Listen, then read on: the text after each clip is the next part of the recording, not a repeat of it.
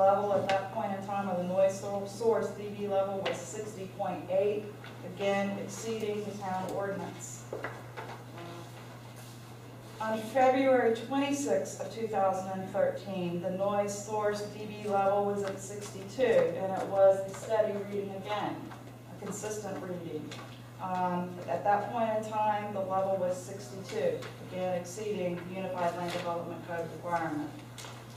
And then, just in case, giving Mr. McClendon certainly every opportunity to mitigate for the noise, and thinking that perhaps he had, we did a reading again on March 17th of 2013, and at that point in time, the noise source dB level was 60, and it was consistent.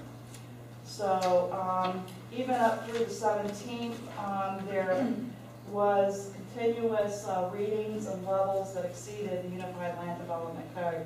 I've also attached, in addition to the noise readings, not that they may perhaps kind of evidence or indicate at least the opportunities and the amount of time that we've spent in order to develop those readings and the correspondence with Mr. McClendon. And I would like to refer you to, because we certainly wanted to take every opportunity to work with Mr. McClendon to mitigate. And on 2/15/13, I have a field report from Mr. Elgin that he met with Mr. McClendon, and Mr. McClendon advised us at that point that there would be no corrective action that would be taken or even contemplated.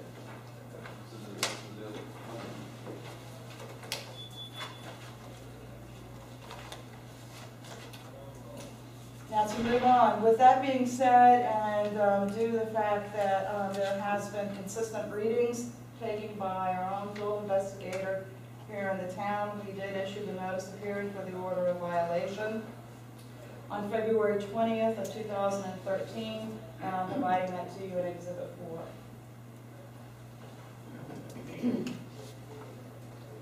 It evidences in Exhibit 4, it evidences just the notice of hearing, and of course where we have complied with state statutes and providing notice to Mr. McClendon through both a certified mail, Sp Magistrate, and also through property posting. And there's photographs in there, and we'll know there's photographs of the posting, there's no photographs of the birds chirping.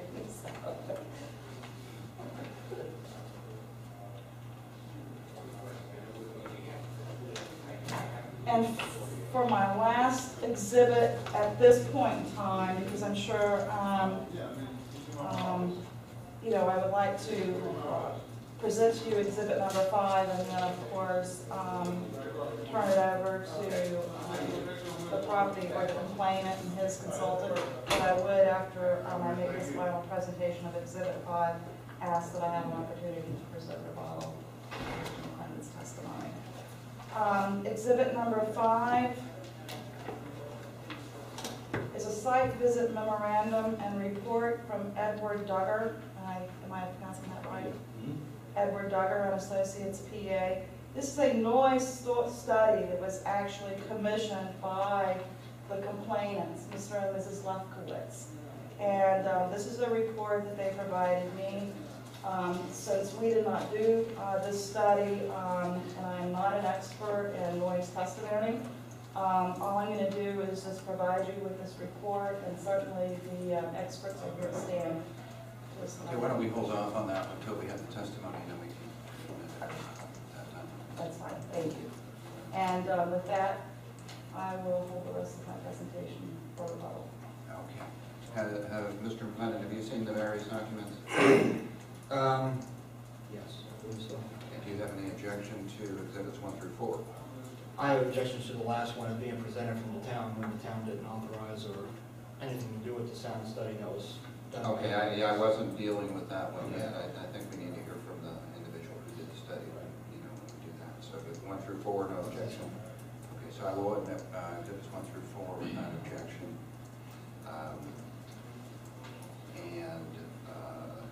Is Mr. Elgin going to testify as to his sound readings and such? And I suspect, I haven't seen the documents, but I suspect there are reports or memoranda or something in there that we planning on that, or is that rebuttal, or?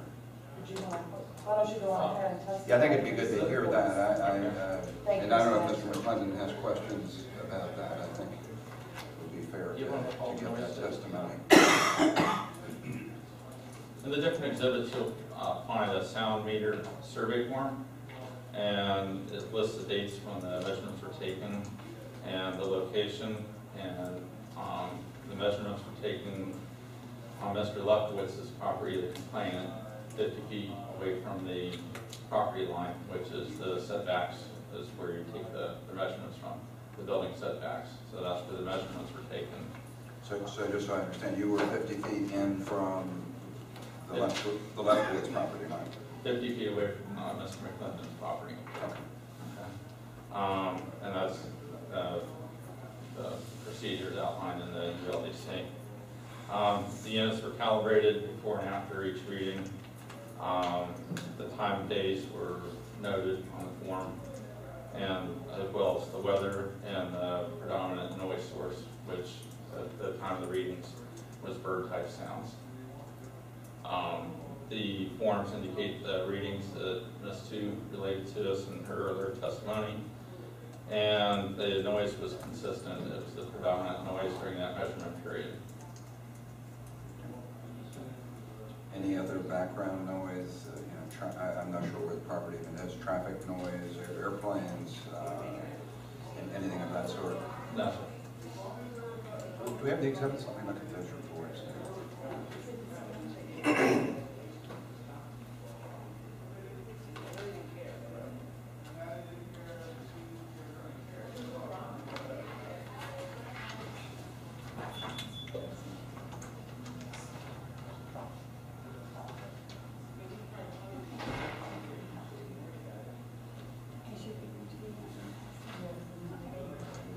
Now, just as far as methodology, when you have a consistent sound level, how long is that measured?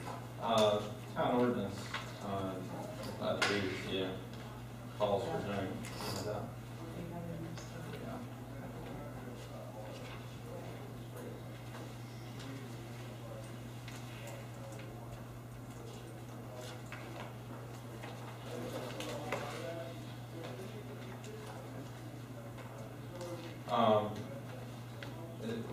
We're looking for more than 10% of any time period, but not less than 10 minutes.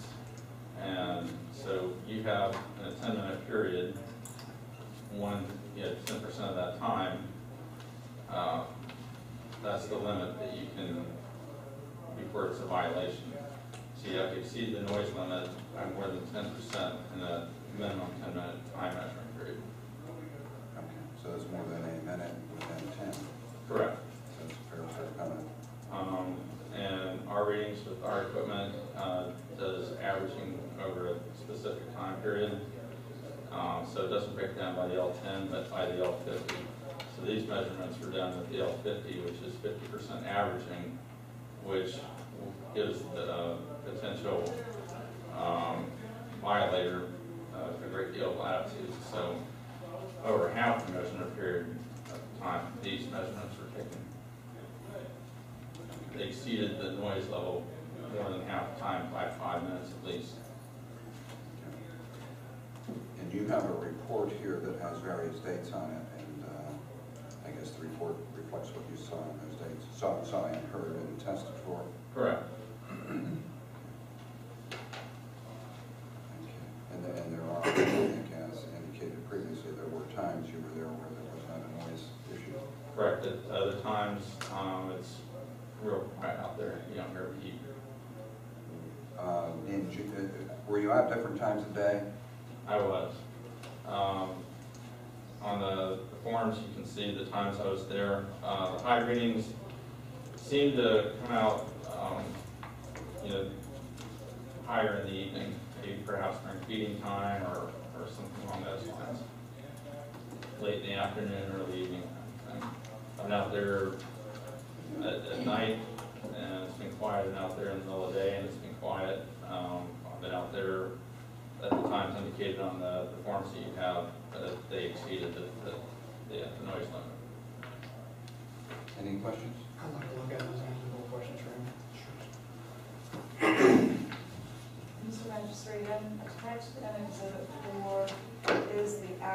in section 50-010 are actually the standards that are in the Unified Land Development Code for the noise readings. Right, okay. The first, can I ask you a question? Sure. I believe the date is 12/4. It says ambient decibel level. You don't have a reading there, it just says what's consistent. Was it consistent with 65 decibels, or what was it consistent with? You see the form? Which exhibit page are you on? Exhibit 3, Well, first page. There was no quiet time to get an ambient measurement. It was a consistent noise during the measurement period and while I was on location. They didn't settle down during my visit there to get, a steady background noise. Let me just interject. Educate me. Ambient meaning what? Well, if you have, say, like an instance of sound, you're going to have an instance of sound. If that instance of sound was not there, then the ambient noise would have been what was there, minus that significant sound. Sort of the back, and then we have a noise guy here, I guess, who Sure. can do this. But there would be, let's just say you had a generator running. Mm-hmm. And I'm not saying it's the case here, but just so I understand it. Then you would have a sort of a constant level of noise. Correct. How does that fit into what you're doing? If you turn that generator off, then you'd have the ambient noise. If the generator noise was the significant noise source point. So if you turn the generator off, it gets quiet, and then that would be your ambient noise. Okay. So it's sort of the, if you want to call it the background constant Correct. thing. Okay. And your question was? Well, my question is, the background level, it could have been 62 decibels. We just don't know what the ambient noise was on basically any of these, because none of them have readings there. They never settled down enough to get a background noise. Correct. So is it fair to say that without that, we really don't know how much noise is coming from the birds?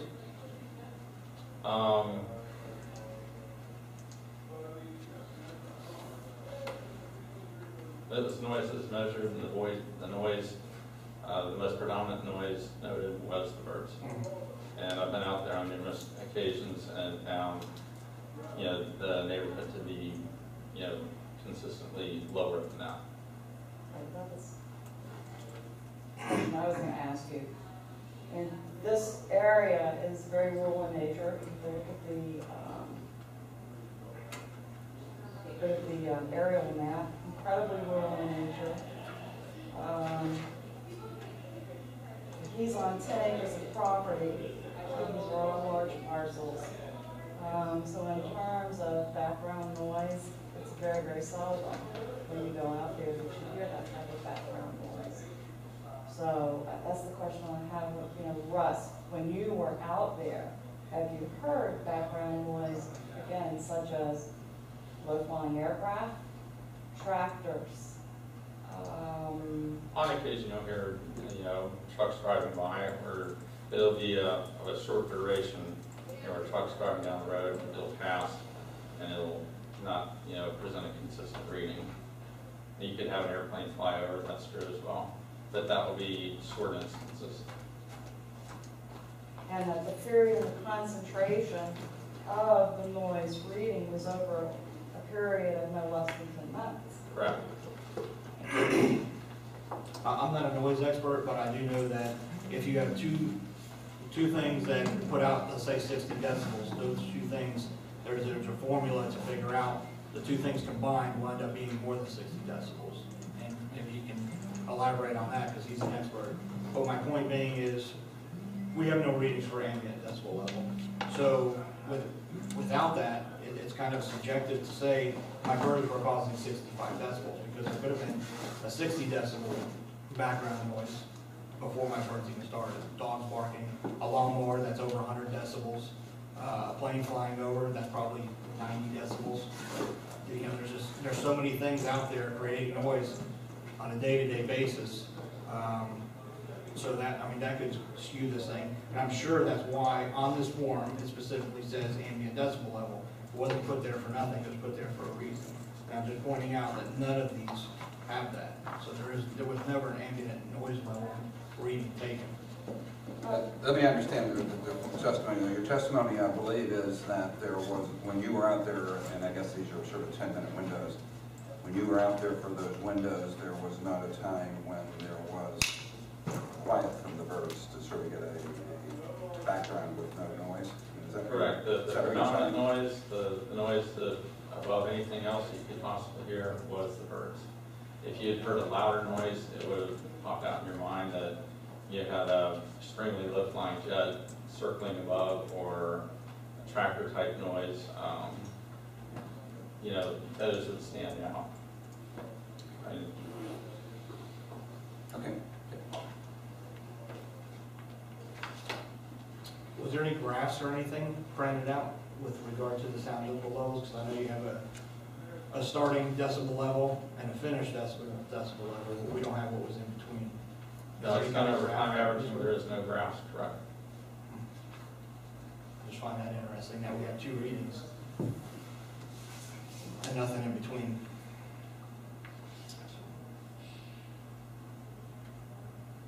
Any other questions? Anything else you want to present at this point?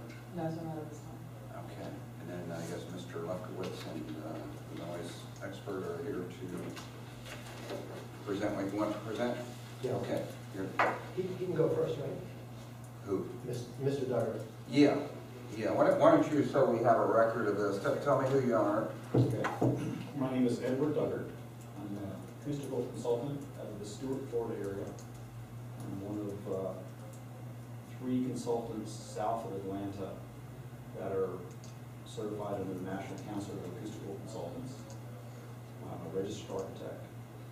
I am a member of the Acoustical Society of America, Florida chapter. I'm essentially the president of the Acoustical Society of America, state of Florida. And I've been doing this for about 20 years. So the first job that I worked on was I was the project director of the Travis Center, and we've done 400 jobs over the years. So a variety of things. Have you been qualified to testify as an expert on sound matters in courts? Quite often. Okay. Why don't you, since we're not all that formal, tell us what you did and what you found. Right. The technique we use for acoustic measurements outside or inside, especially outside, is a newer technology than kind of the devices that you present. Those devices are great. They're essentially a meter, and it kind of lags back and forth in the analog world. If you to look at it, it's kind of a meter that goes back and forth like this.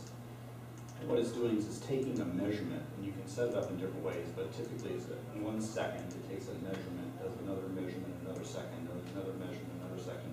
It gives you a tabulation at the end of it, and it does this math within it. It tells you 10% of the time the noise level went above it, or 50% of the time the noise went above it. It's like a graph.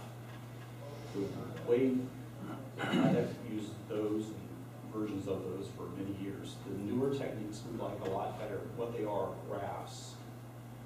They're essentially time on the x-axis and level on the y-axis, and it essentially reads almost like an EKG. It's going along, it's measuring the impulses from the microphone. It's doing the same math, but you understand at this point, this is what the peak was. And it also allows us to take a wave file recording, which is what these things are doing now. And you can go back and find out what the level was. You can listen to the noise problem, and you can also get what's called the sound spectrum, which gives you a 20 to 20,000 hertz question. What's making that noise? You can listen to it, you can see it on the graph, but it also is helpful sometimes. Some things make different sound spectrums. Everything does, actually. So a tractor, a lot of low frequency energy, so it has a lot more. The plot would be very low frequency heavy. Birds are the opposite, it's very high squeaking noises. So it would register 1,000, 2,000, 5,000 hertz range. So our measurement technique uses this other kind of graphic approach to sound level measurements, and that's essentially what we did.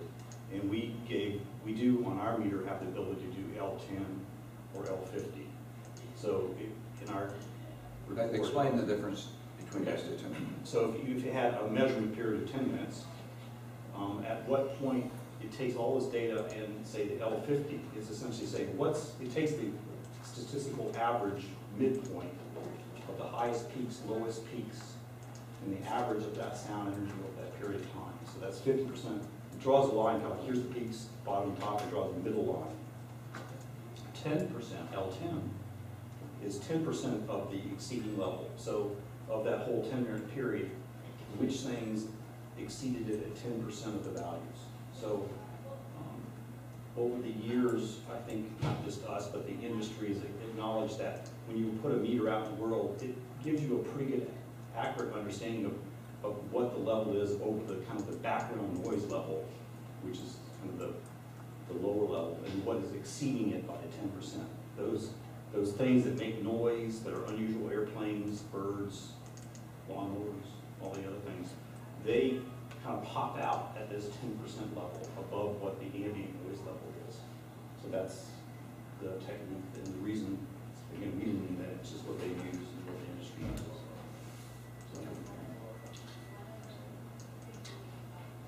So you, let's just continue here. So you, I guess, have done some testing. Yes, in our report, we did testing using this kind of graphic approach. And it essentially shows when the birds are active, you know, how quite noisy they are because of all the peaks that are being produced by all the birds at one time. You know, I don't know, I'm not quite sure exactly why. It's a mystery of it all. So, you know, why sometimes they're completely quiet and other times they're, you know, everything's making a noise, but there's certainly something. You go run through them, obviously something like a fox or something, or something that upset them, and other times they're just sleeping, I guess, or something. As a whole, kind of operate as a group of individuals. So that was the interesting thing, is to take the meters and leave them out there for a day or more. You know, when do they start to become more active and when do they not? And what the sound levels are when they do this kind of change from quiet to noise. Okay. So when did you do your testing? We were out there November 3rd, 4th, and 5th. And on our meters, we left them out there with essentially a car battery. And they can run many days at a time. So we just take the levels and measurements and it runs graphic descriptions of what was going on. So you did 24-hour periods on that test? Yeah, actually we did, I think, up to 40 hours. Over 3 days. Okay. Do you have the report? I do. Well, we haven't gotten to that yet, but we will.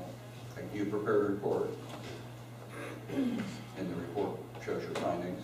Yes, I believe that's exhibit 5. Okay. And why don't we see if there's an objection to the admission of the report? You're going to get to ask questions about it, but any objection to the admission? I object to the fact that we're here for a public nuisance, not a private nuisance. And this is clearly someone who's being hired by a private individual for a private nuisance.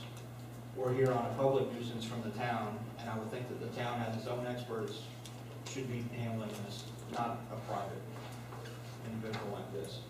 So I object to it in that manner. Okay. I think that, were your measurements all made at the Lefkowitz property? Yes, the You city. weren't on the other side or some other place? Well, I think it's still, I think it would be admissible. I mean, the point that he was maybe retained by the Lefkowitzes, if you want to inquire about that, you can. But I wouldn't think that it would taint his findings as far as what you found at that location on the dates he tested. So I'll admit the report. As I said, you can ask whatever questions you want about it. I have a copy more.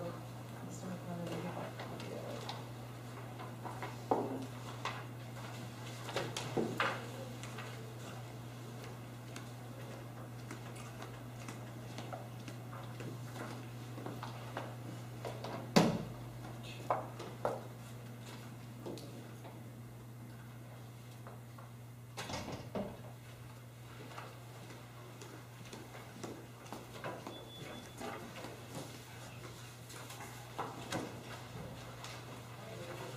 Okay, without having, you want to take a minute to look at that, Mr. McClendon, or you want, you all right with him continuing?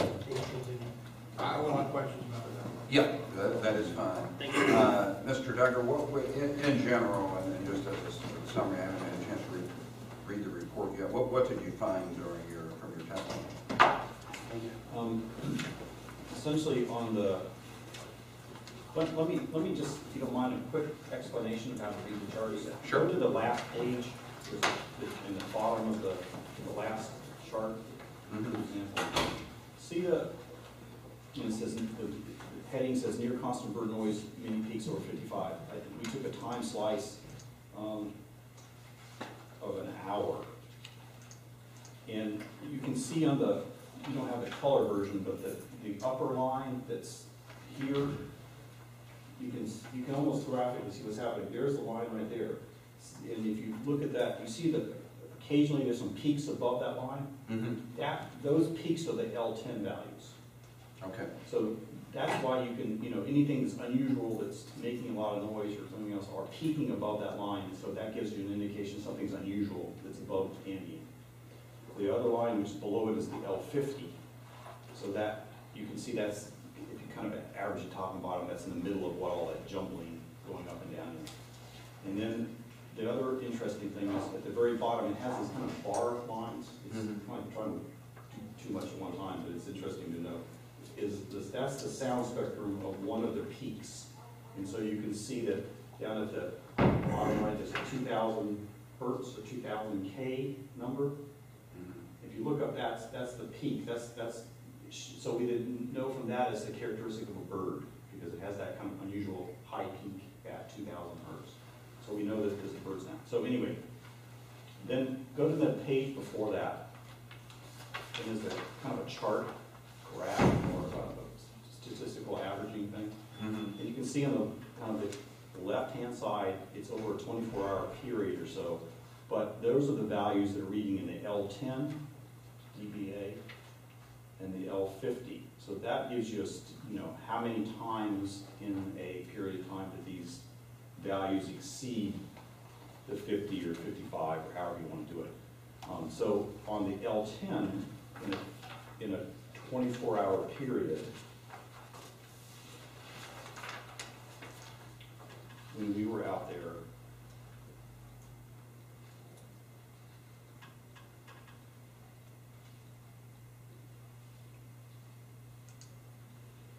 the L10 averaged, there was 26 events over the 40 hours that went above the L10.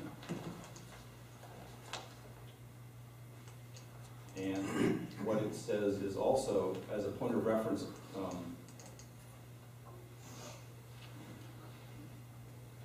well, essentially it's saying over a 24-hour period, it exceeded it 8 times during the day, and at night times 2 times during the night in a 24-hour period.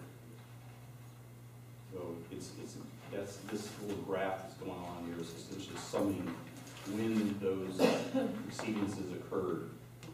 And you kind of do notice from looking at the data that they occur at certain times in groups. It seems like it kind of goes for 2 or 3 hours, it's noisy, and it's quiet for 6 or 7 hours, almost 5 hours. He can't see the red because he has a black and white copy. This is a modified one that I did that makes it clearer. I don't know, maybe we could give this to him so we can see it. You guys can present it as evidence, if you like.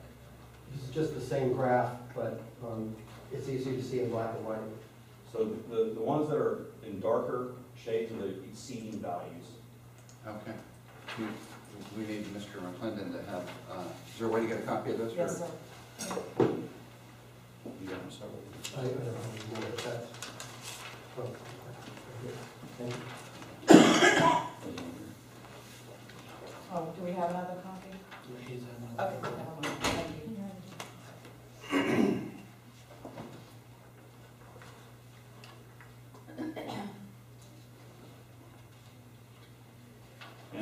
And I have to say, out of frustration after using meters for many, many years, we've kind of settled on this kind of technique because it is very subjective unless you have kind of a record of it. So this is a statement of exactly when the occurrence were.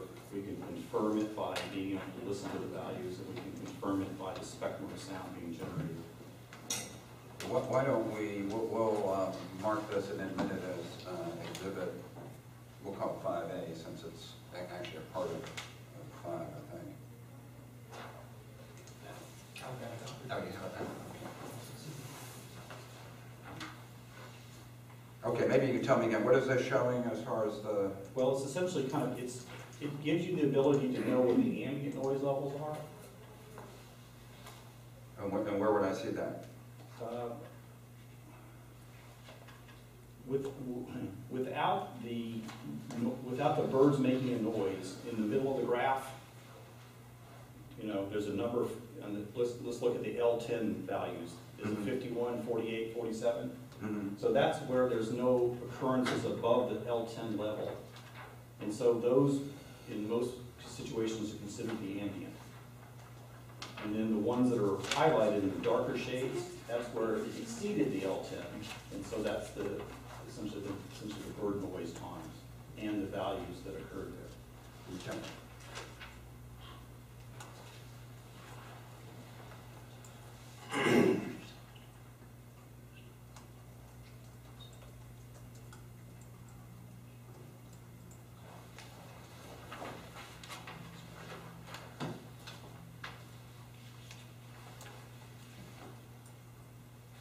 Okay, anything else you wanted to present?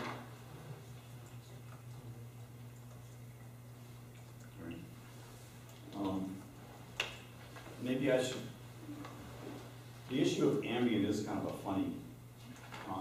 funny concept. It's all the noises that are created in nature over a period of a general area. It's the aircraft from many 5 miles away, it's air going through things, it's the cows, it's the crickets and everything else.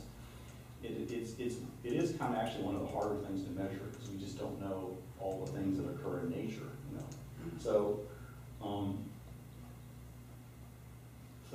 I guess it is important to know ambient. It's quite important to know it. It's hard to measure it. And so, I think the L10 approach, I don't think you can do it without having the L10 and the L50 metrics to look at to determine it. And I'm not quite sure what your meter does. Usually they're L50s, and then sometimes you can do some of the other things. But you kind of have to know that there are things that occur in nature. The idea behind ambient is not to take a lot of large peak noises, but it's kind of the slur or the din of all the noises coming together. Does that help you? It's a funny concept, but most people, when they would go to a neighborhood, like if you were to open the windows here and everything else, you would hear the cars going by, and you'd hear there's not much wind today, but rain and everything else. So over the course of a day, ambient would change a little bit, but it wouldn't change that much. Maybe 3 or 4 or 5 dB or something over the ambient. You're out in the middle of kind of nowhere here. There's none of the big city noises and everything else. So the ambient noises in this area are quite low. I used to live in West Palm Beach, and levels are probably 10 dB louder in a city than you do have out here. Mm-hmm.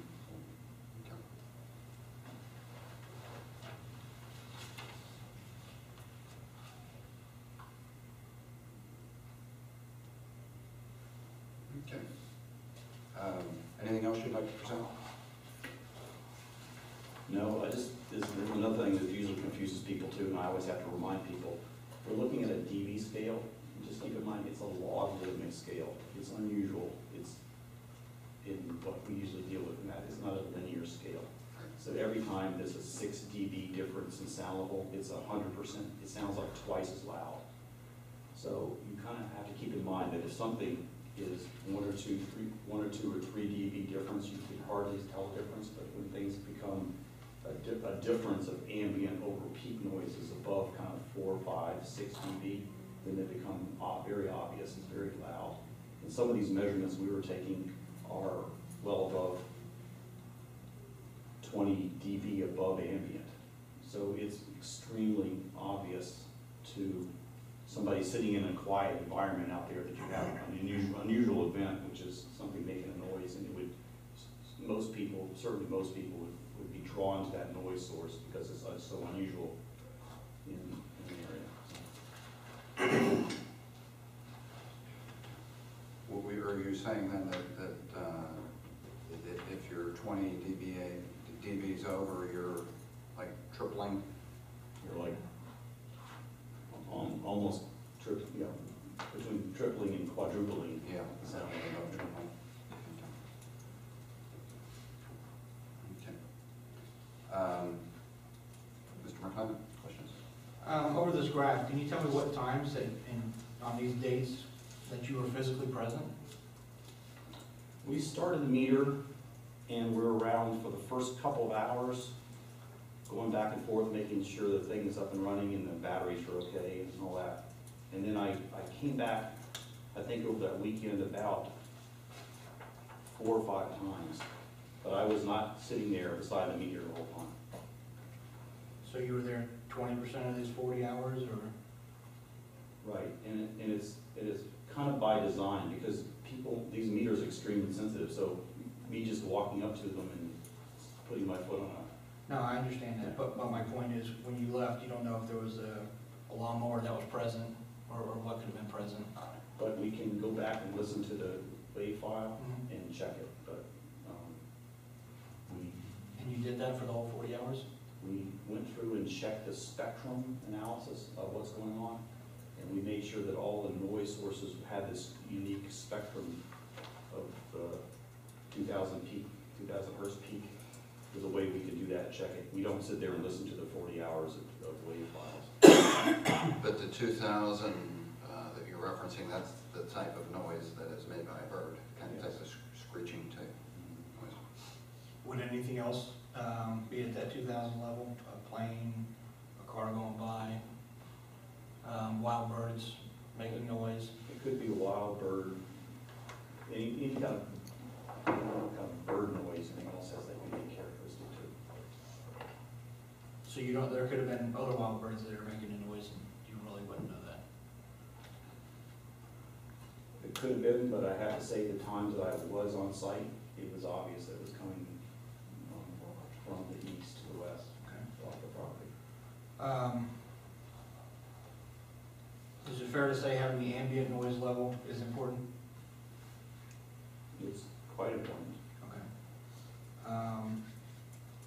So the fact that Mr. Edlund's survey doesn't have it kind of makes it not as relevant, his form, is that correct?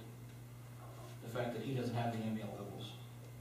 Yeah, but I guess just to make a point, it's a different technique that he's using than what we're using, and in the kind of the older way of doing it, it was always assumed, and I think the case law shows that it's a subjective call by the operator of the equipment to say that what he thought ambient was versus what the meter was telling to. So. I assume what you're doing is more accurate and more correct with today's standards than what they're using, is that correct? Is that what you said? Well, one thing I can offer is, after doing it for many years, that we've decided this technique is easier for us because we can get a lot more information and answers a lot more of these questions than the older technique of the older equipment. It's just got years and how they're being used these days. Right. I imagine your equipment's much more expensive? It's not. Not really? No, it's, some of, we own very, very expensive pieces of equipment. This essentially was done on an iPad with a calibrator.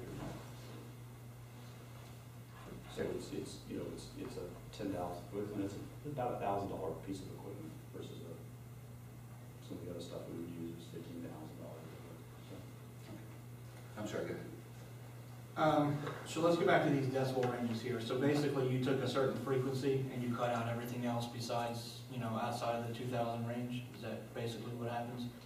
So, we're looking for noise at 2000. We're removing everything above, say, 3000, everything below 500. Is that how this works? No, what we do is see that it's really got to do with this. You see the shape of this line, this outline is here. We don't look at just the one frequency. We look at the shape, and we have the machine go through and say, just confirm, is the shape the same? And if it varies, like like a tractor would be a different, wouldn't have all this stuff up here, it'd be like this, this lower frequency range. So we have the computer scan it for this spectrum that's going on.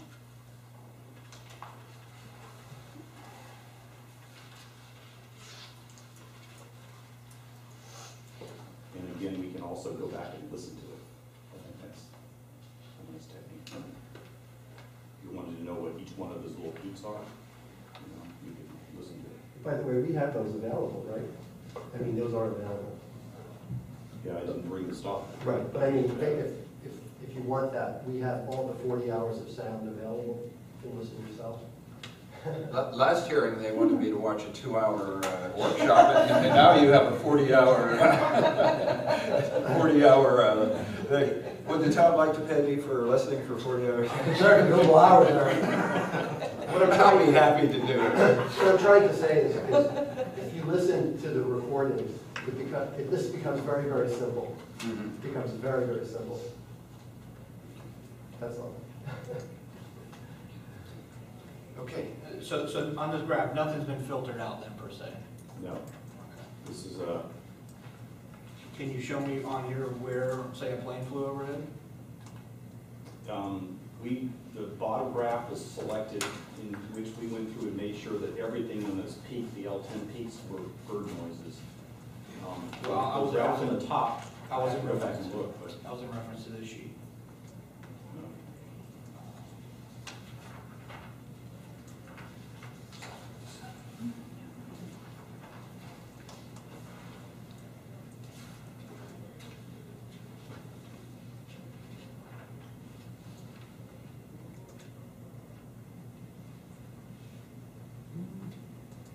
okay. In this, let me borrow this one. Sure. So you see the 24-hour period on the left side of that page.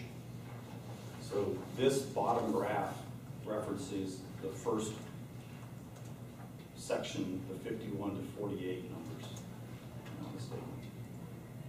Of what's going on. So. What was your question? I'm curious as to where on this graph does it show like the planes flying over? What the decibel level would have been when this went over? Well, we'd have to.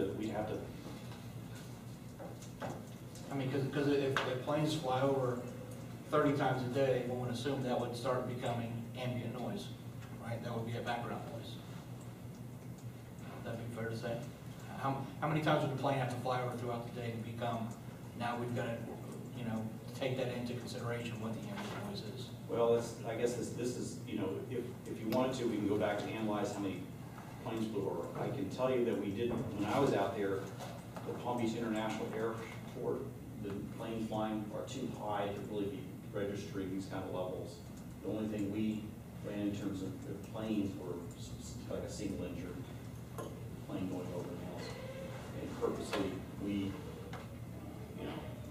it didn't occur that often. I can tell you exactly how many, but again, we'd have to go through and check all 40 hours or something. But pretty much everything gets, and that's why it was easier for us on these graphs to take, say, for example, this 1 hour period, which is the bottom graph, and explain, this is a typical event where you're just dealing with birds.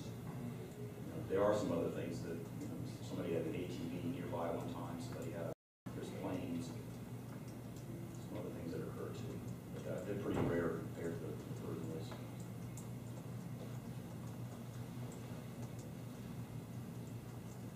Without looking at these dates, you said some of this was on the weekend? Is that right? You brought up the ATVs. I know across the street there's a lot of people with ATVs over there. Did you get any readings as to what those would be from the Woods property? Yeah, we have them on our tapes and our measurements. They were, of the 3 days, the ATVs were really out the last day.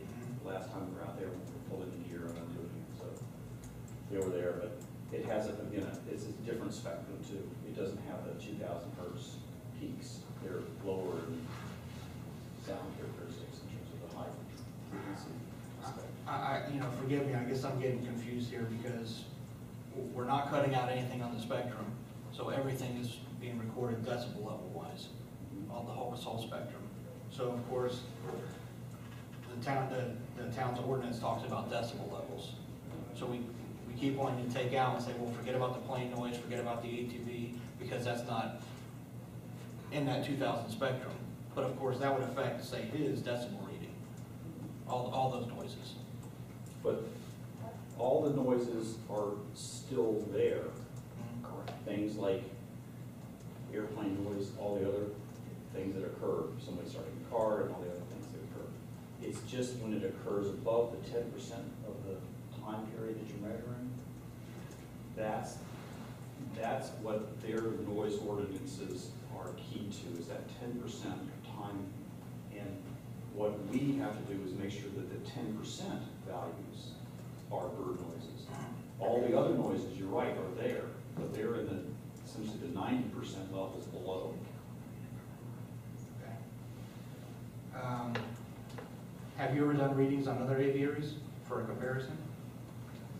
I have done several studies for zoos in terms of, and it had aviaries in them, but it was in terms of the general noise of a zoo. So you don't know if my birds are excessively noisy compared to other aviaries or not? Mine actually could be quieter than normal aviaries. I am certainly not an expert in aviary. Well, right. I knew you were an expert too. I understand that. But, so you don't know, how do I word this? You don't have a study from 10 aviaries and can determine which ones are above normal and which ones are below normal. You've never done that before, and I wouldn't. Okay. I don't know of anybody who would. Right. So you don't know what an excessively noisy aviary is compared to a normal aviary. You can't answer that. Okay.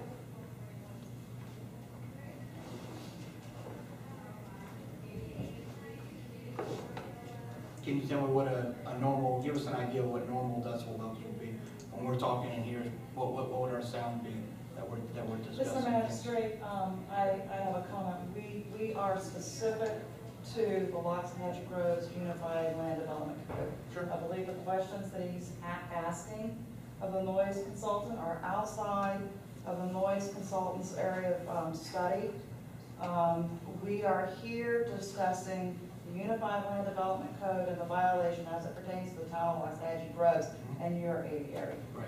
Well, it said that birds that excessively screech or crow, so we need to Mr. know McClendon, what's we excessive. have a Unified Land Development Code in which it's very specific in what the noise levels are. Well, there's actually So I two. believe, Mr. Magistrate, that the questions that he's asking now to the expert are again not relevant to this particular case in this particular matter. There's actually two codes you violated me with. Mr. McClendon, Well, wait, yeah, no sense you two debating. right. Go ahead with the question. There's two codes. The one I'm discussing right now isn't the decibel level. It's the one that says birds that excessively screech or crow need to be moved from the residence. That's one of the codes that you violated me with. I'm trying to establish what is excessive. Mr. McClendon, that was the complaint. Your violation is section, I'll reiterate. Your violation, the complaint is excessive bird noise. We have a code of ordinances in the town of Loxahatchee Groves, which is very, very specific, and it relates back to Loxahatchee Groves Unified Land Development Code, Article 80, Conditional Uses, Section 80-50, Aviculture, Subsection B, subsections B, 4, and 6, and Article 50, Public Nuisances, Section 50-N, excessive noise. Thank you. So you've only, It describes in the I- Unified Land Development Code, Mr. Are you letting me McClendon, speak or what no? the requirement is. Yeah, again, we don't want to debate here. Right. Go ahead and ask your question. my question is, do my birds excessively screech compared to other aviaries? And you couldn't answer the According question. to the Unified Land Development Code. No, wait, just- Yes. Just let the witness answer if you can, and I think you haven't done a study of other aviaries, so you wouldn't have an opinion. No, I think the only thing I can offer is I had a girlfriend one time who had a parrot. Thank you. That's about all I can offer. And Okay. they screeched at times. Okay. Next question. That's it. That's. That's what we have. Okay. Mr. Lefkowitz, did you want to testify? Yeah.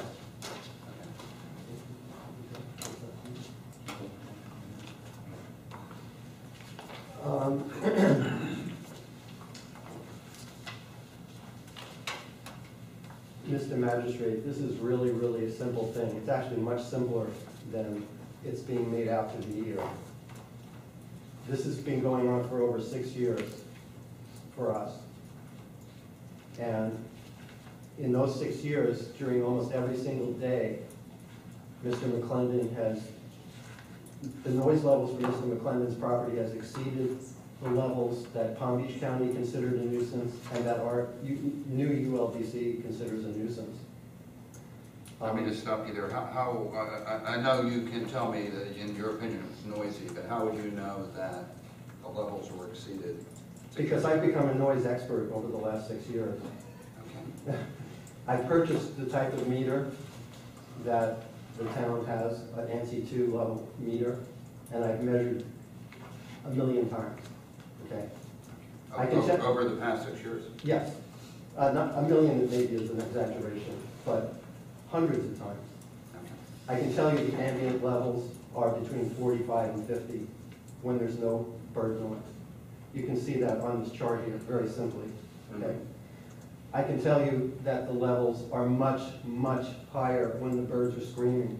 There is no confusion between ambient noise and what those birds do. And I'm going to give you a little demo here, because now this is ambient noise. You can hear the air conditioner, you know, etc. Let me just ask you so I can put this in perspective a little bit. I guess there are times of relative quiet, and then there's times of Oh, yeah. what I'm gathering, and then there's times where it's noisy, in your opinion. Exactly. Yeah, I mean, and this has been one of the issues, is getting a good reading. This is why we hired Mr. Duggar. You know, we didn't really want to have to pay for a consultant, but we could not get someone out there at the right time, with all deference to code enforcement, because they're doing a great job and they're just overworked, you know. But, so we hired Mr. Duggar in order to get, you know, a good indication of what was going on. And I think it's really, really clear on this one day here, every single hour of that day, during daylight hours, the noise code was being violated, you know? And on the other days, less. And of course, you can see the night is in the dark there. You can see the levels there, the ambient levels at night, 45, 44, 42. So that gives you some idea, you know? And so anyhow, like, these are your ambient noise. Well, the air conditioner just went off, you know? Absolutely, there are lawnmowers. Absolutely, there are occasionally ATVs. There were no, as far as, I can't remember ATVs during this noise study, but there were no ATVs, you know, other times, you know? And yes, airplanes go over, but there is no mistaking it, you know? So here's the ambient noise. Here's this bird noise I took on March 5th.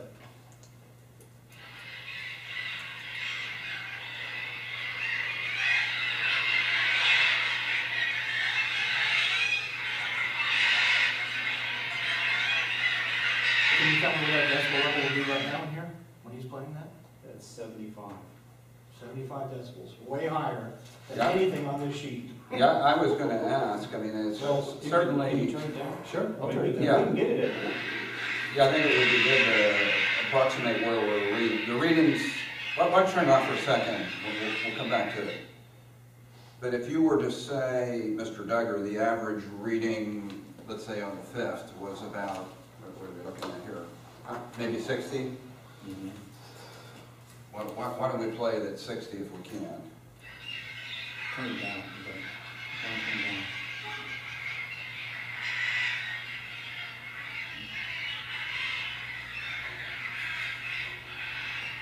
Turn it down. Okay. And don't forget, this is closer than you are, okay? It's Yeah. far- Oh, we're It gonna- probably wouldn't vary that much in the 10 feet here, or 8 feet, right? This is Tuesday, the 2nd. Okay.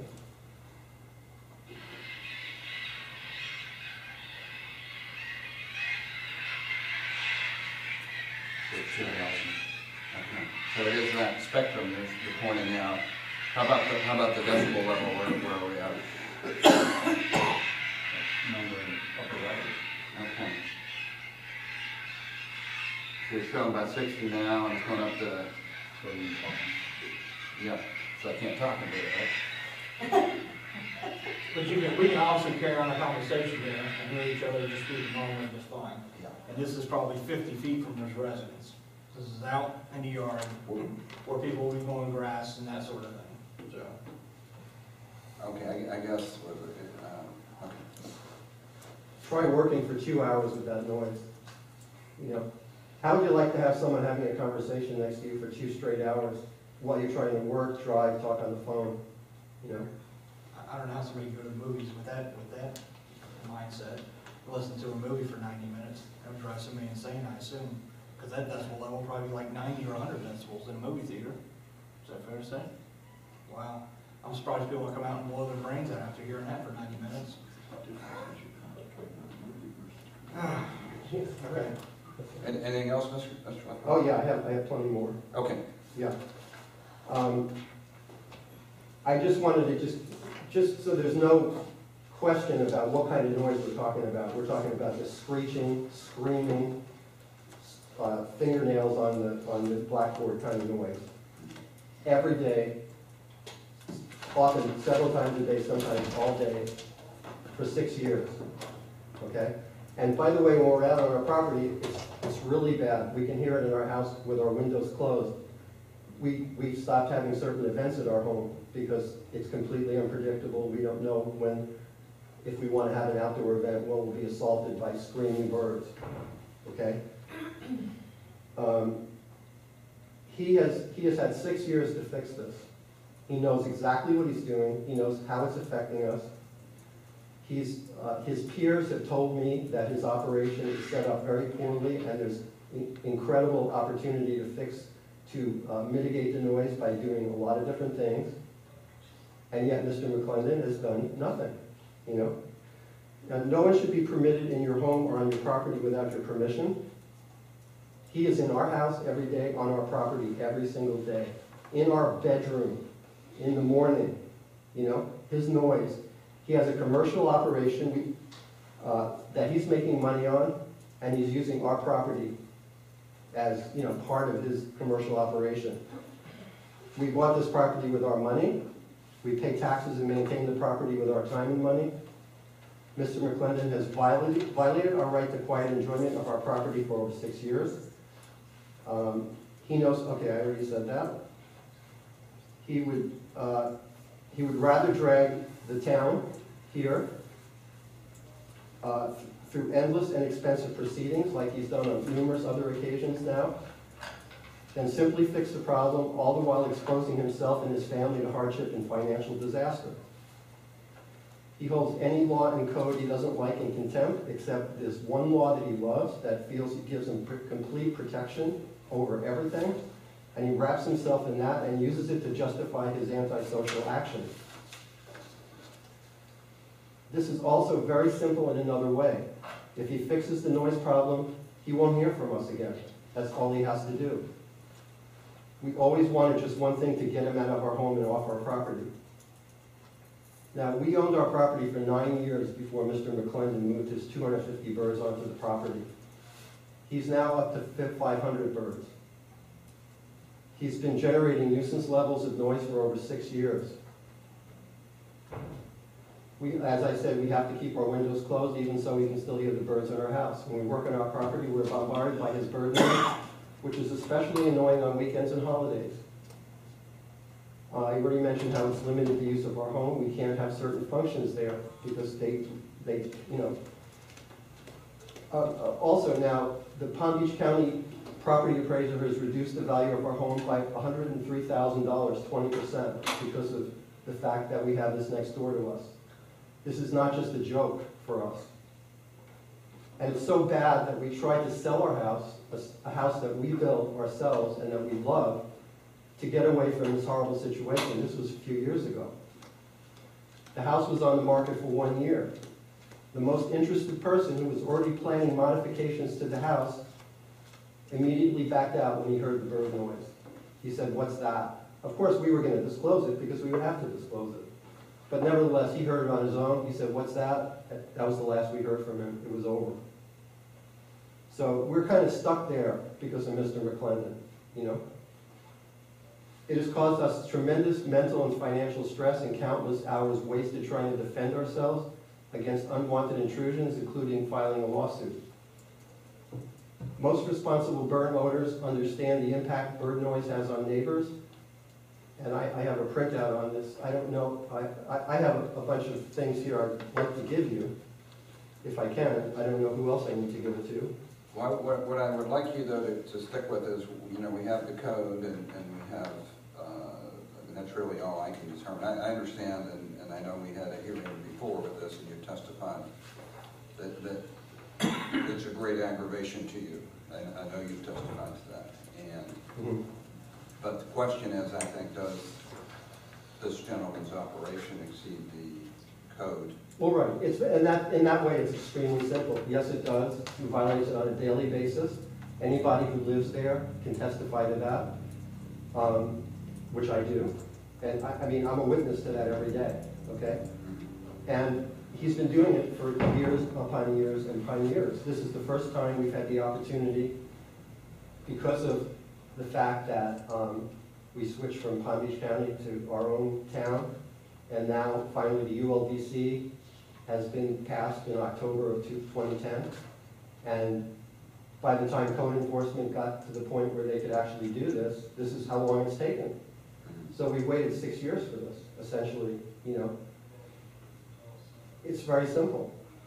He's violating the noise ordinance on a daily basis. He needs to stop. And if he stops, and if he made a little effort to stop, all these problems would go away, magically go away for him, you know?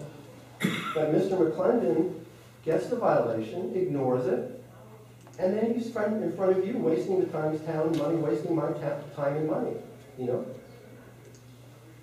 And I just find it reprehensible, you know, that he's doing this. Any questions? Even though it has nothing to do with, you know, 90% of what he just said has nothing to do with why we're here today, other than his personal beliefs. I offered to spend $50,000 through an arbitrator, and he refused it. The Leftwich refused it. So don't make the statement that if we just came and tried, we could come to a resolution. Because you know as well as I do, your wife told me I need to move a mile away before you might be satisfied. You told me if I built a 10-foot wall, that might not be enough. I may have to do 15, and if I change it to 15, I might have to go to 20. But you weren't willing to put in writing what you wanted me to do to resolve this. And I'm not going to go out there and constantly spend money and do everything I can to satisfy you when you're someone that can never be satisfied. That is not, okay, let me correct this, okay? First of all, Well, I don't want you two to debate, and that really wasn't a question, but do you have any questions? Yes, what could be done to satisfy you? get the noise level down. It doesn't matter what you do. I don't care if you build a wall, I don't care if you move them. Just get the noise level down below what is required. He wanted me to sign a paper saying that if he did X, Y, Z, that I would not bother him anymore. And I said, you have to get the noise level down. I don't care what you do. He just wants to do something so he can say he did something, but he doesn't, it doesn't have anything to do with the noise level, you know? While we have the benefit of Mr. Duggar here, what sort of things, if anything, could be done to mitigate noise from birds? The two things you can do. You can build a wall, but there's a problem with the wall in this particular situation. Walls are used, you can see them on 95 and everything else. Right. They're really much better at kind of low frequency, mid frequency. When they're high frequency noises, sound has a tendency of going around them fairly easily. So you could build a wall, but in terms of trying to kill this 2,000 hertz thing, it would be quite a tall wall. The other thing to do is to take the birds themselves and not use them outside and essentially put them in a structure, some type of barn. And you'd have to line the inside of the barn with something absorptive, typically things like something that's absorptive at 2,000 hertz. So you'd have to line the thing with fiberglass or some type of acoustically absorptive material. So you're creating a kind of a muffler around the birds. That's So some sound deadening material or whatever sort. Yeah, and then obviously that creates other things. You've got to ventilate the space, and you got a door that you have to go in and out, and everything else. So it's more difficult to do that version, but that's probably the more efficient since that was sort of an extra question, do you have any questions about that? Well, I can add to it, that putting them in a building goes completely against my veterinarian's recommendation for putting that many birds in a closed environment where if one of them gets sick, you immediately get an incubator, they all get sick. So it's not a feasible, it sounds like a good idea, but it's simply not a feasible thing for live animals. Okay. Anything else from you gentlemen?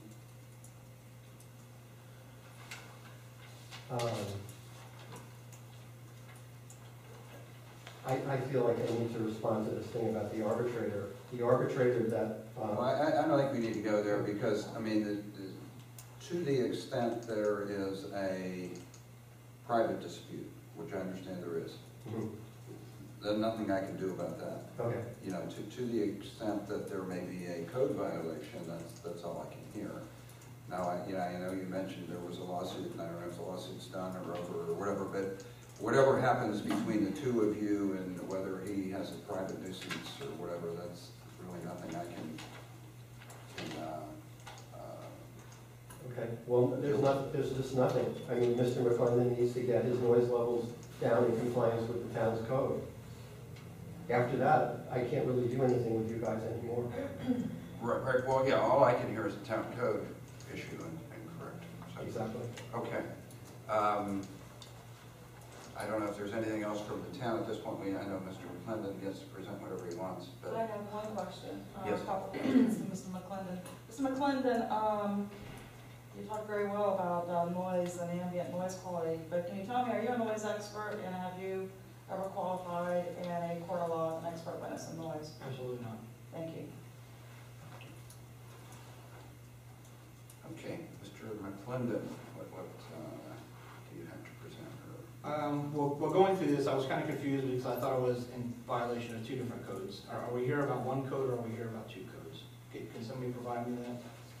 I think, let me answer as I read the charges. The charges indicate that, and I'll let the town correct me if I'm misreading it, but they say that you were in violation of section 8-50, subsection B, 4 and 6.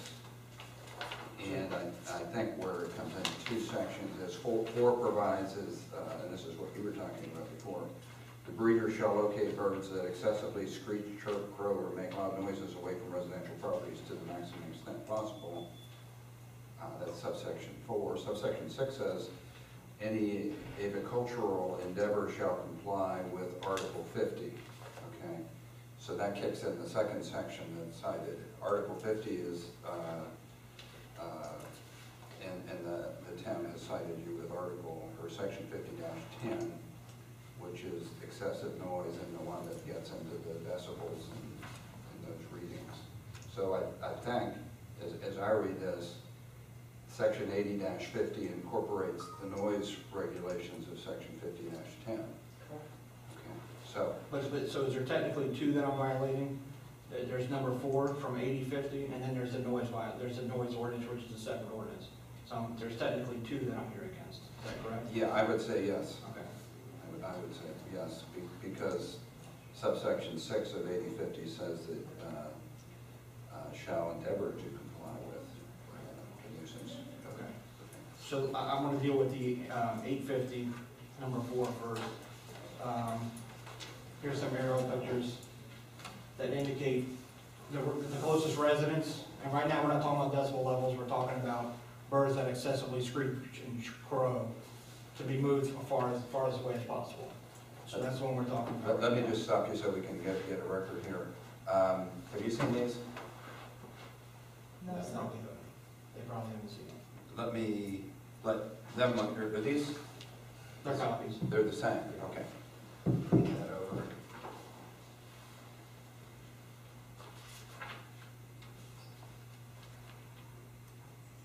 So as you see on the aerial, the 2 blue squares are the nearest residence to the birds. Can somebody tell me where I could move these birds to get them further away from the nearest residence as possible? Or are they equally between the 2? Well, let me just Keep add, in mind, the one on the left is actually the leftwest, the complaining neighbor. The one on the right is the non-complaining neighbor. let me just ask you though, so I understand the photo, and we'll mark this as, is there gonna be any objection to this? No, sir. Okay, we'll mark this as Exhibit 1 and admit it.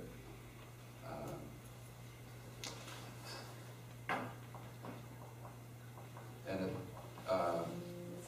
the residence of the barn, that's your home? Here? Yes, sir. Okay. And then where you have the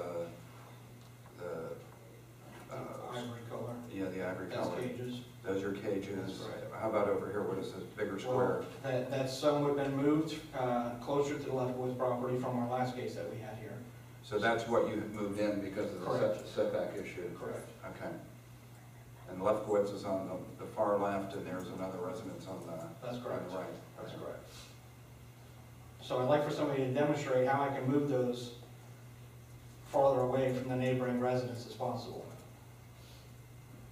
Because that's what the code says I need to do. Can somebody explain to me where I need to move these to get them further away? Are you directing a question to the town? Yes. Mr. McClendon, it's not town staff, especially town code enforcement staff, to advise you on how to mitigate your code enforcement violation.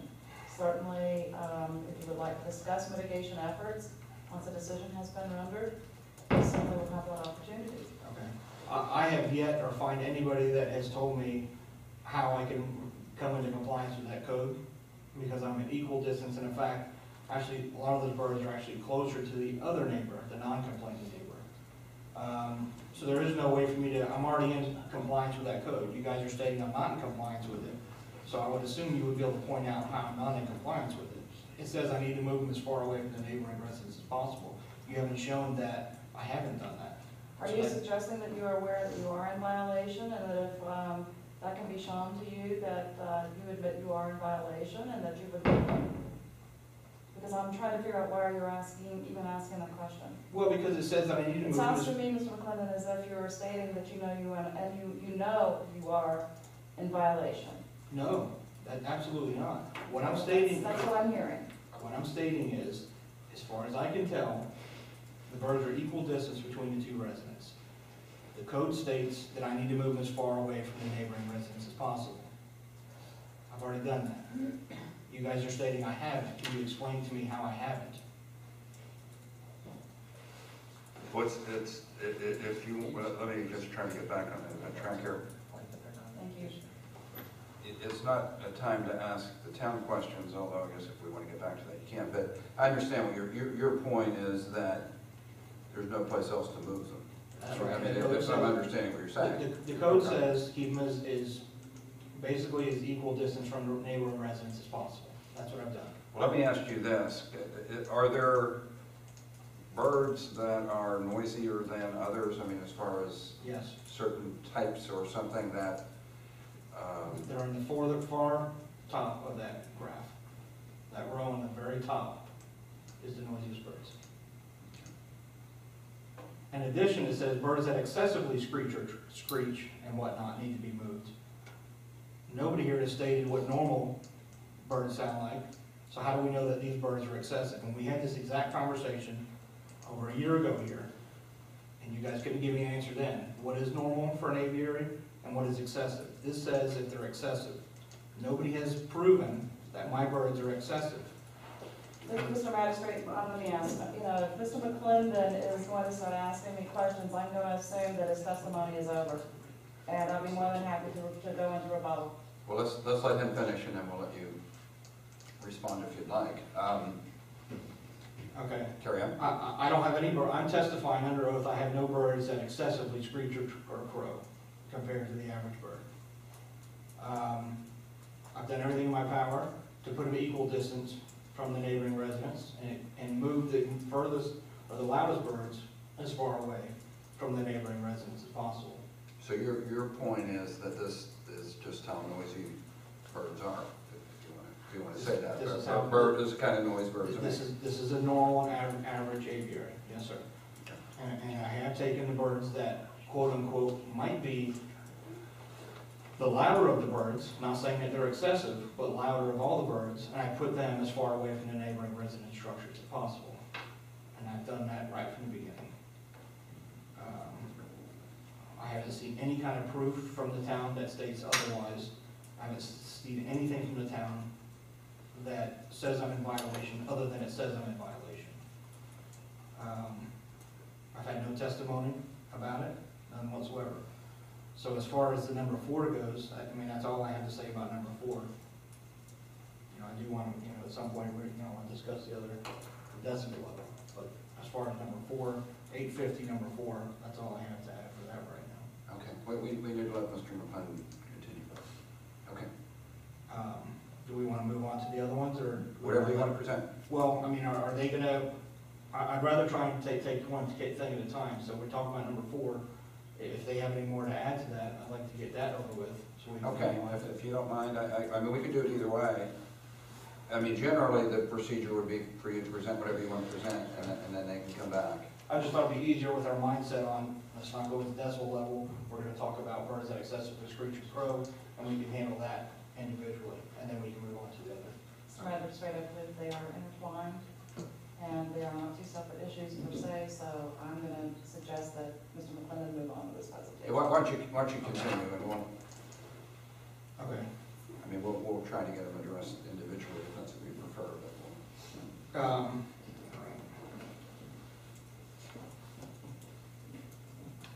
As for the public nuisance with the decibel level portion, I have 2 copies here of the Florida Right to Farm Act. Specifically, if you go to the very bottom of the first page, and then go to the next page, any operation that's been in existence for more than a year and has not been a nuisance cannot be a public nuisance from that forward. And we're talking about public nuisances here, not private nuisances. I've never been deemed a public nuisance. We've been in operation since 2006.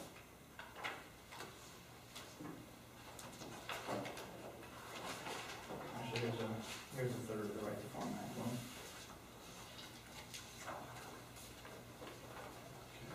I don't know if you need it, but I'll give one to the clerk. We'll mark that, I don't know, the statute needs to be an exhibit, but we'll mark it as exhibit 2 and admit it in evidence. We have a business tax license, receipt since 2006 that we've been in operation.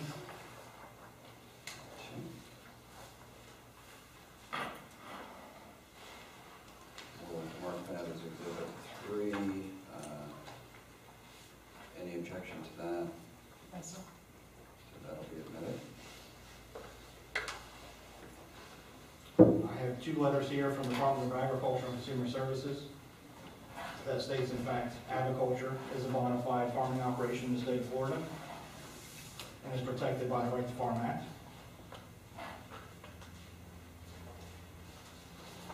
Okay, let me show that to the town.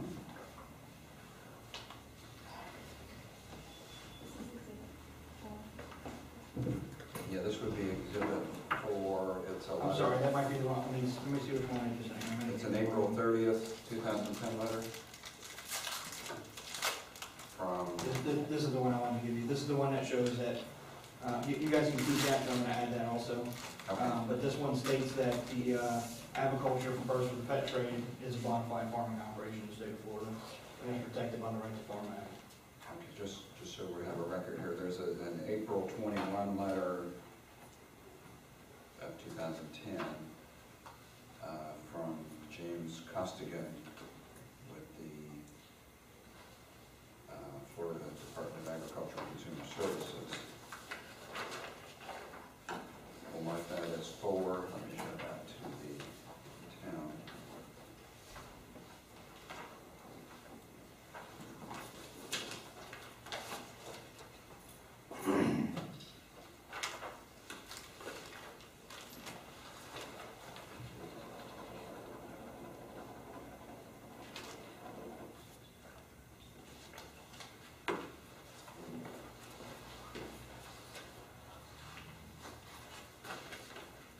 Is there any objection to exhibit 4? Absolutely not.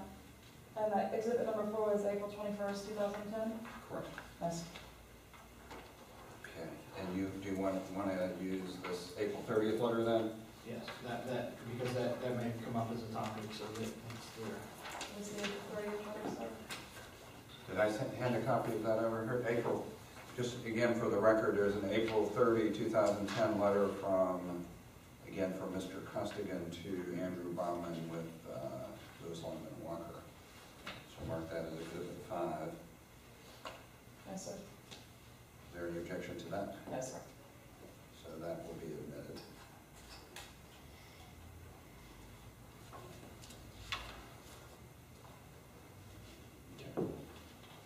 There's been no proof that shows an expansion of the operation that we've had there since the inception. I've had nothing that says we've been a public nuisance since 2006.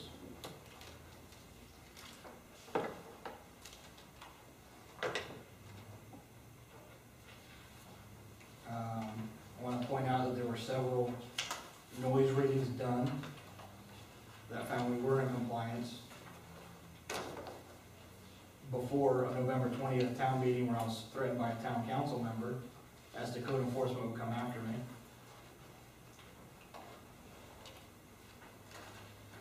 Very shortly after that threat from the council member, all of a sudden they've gotten three noise studies that show them over in violation, which I thought was quite interesting. Well, let me understand where we're going here with this, though. I'm not suggesting that you concede that you're over the decibel level, but I think what you're telling me is that it doesn't matter whether you are or not, because the Florida Right to Farm Act preempts. Correct. I was here over a year ago with regard to excessive noise, and I was not found in violation at that time.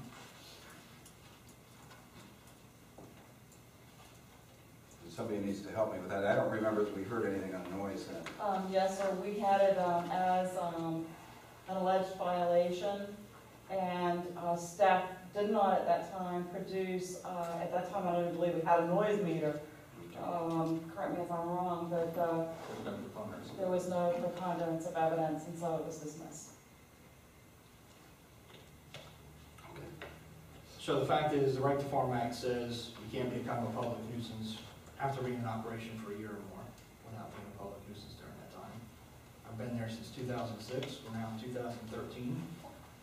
I've never been deemed a public nuisance, and state law stops you from deeming me as a public nuisance today, unless I've expanded my operation. I've received no proof that my operation is expanded. I mean, it's a very, very cut and dry, as far as I can see it, situation.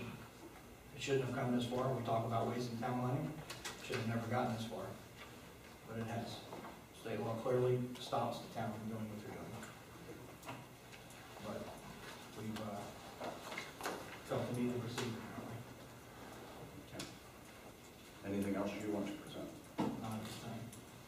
Is there any questions for Mr. McClellan? Yes, but Mr. Magistrate, may I ask the questions the Vice President was up rebuttal to his testimony?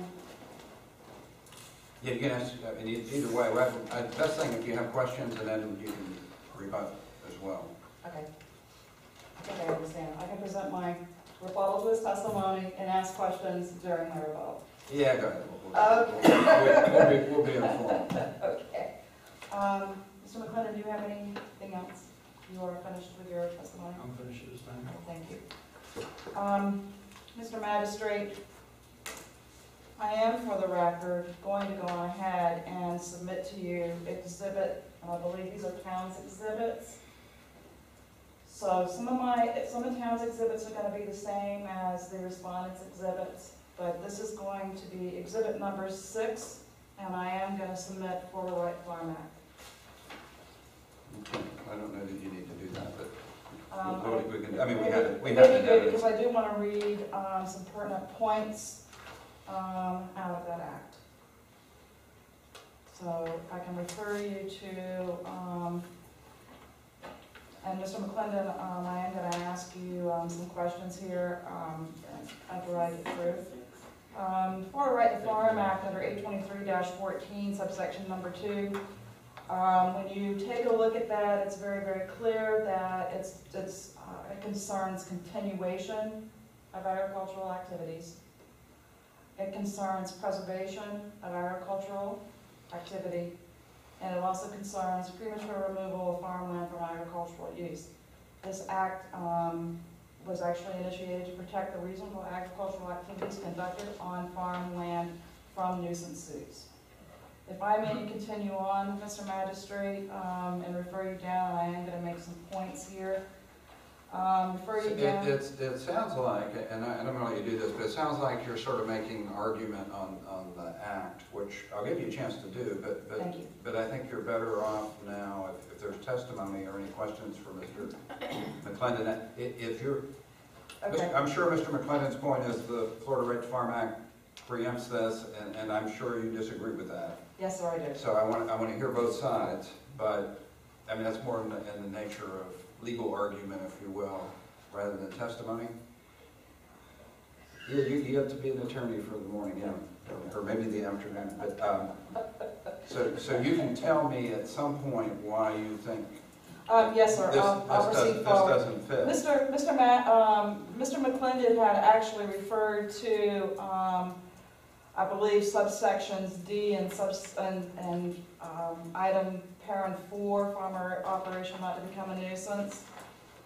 With that being said, Mr. McClendon, you are aware that the Lefkowitzes purchased this property in July of 1997, correct? Yes. You are aware of the fact that they indeed were there before you. Yes. And they were there indeed in a home prior to when you moved and mobilized the birds and the cages out on your property. Yes. I'm going to submit to you, Mr. Magistrate, and I believe this is going to be exhibit, and somebody, Madam Clerk, can you help me? Exhibit number 7. This is the property data information regarding Mr. and Mrs. Lefkowitz and their property data.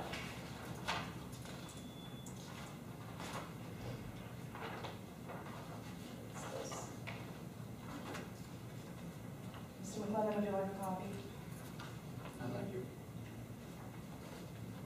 Is there an objection? No. So we will admit 10 exhibit. Mr. McClendon, and you actually that you purchased the property. There was a warranty deed in November 2005, and then a quitclaim deed in 2006, which again demonstrates the fact that you purchased your property for the aviary use well beyond when the Lefkowitzes moved onto the site and built a home. Yes. Correct? Mr. Magistrate, I'm going to present to you County Exhibit number 8, which is the property data for Mr. McClendon. Mr. McClendon, do you have, just out of curiosity, do you have any idea why your use code on that property is poultry, bees, and fish?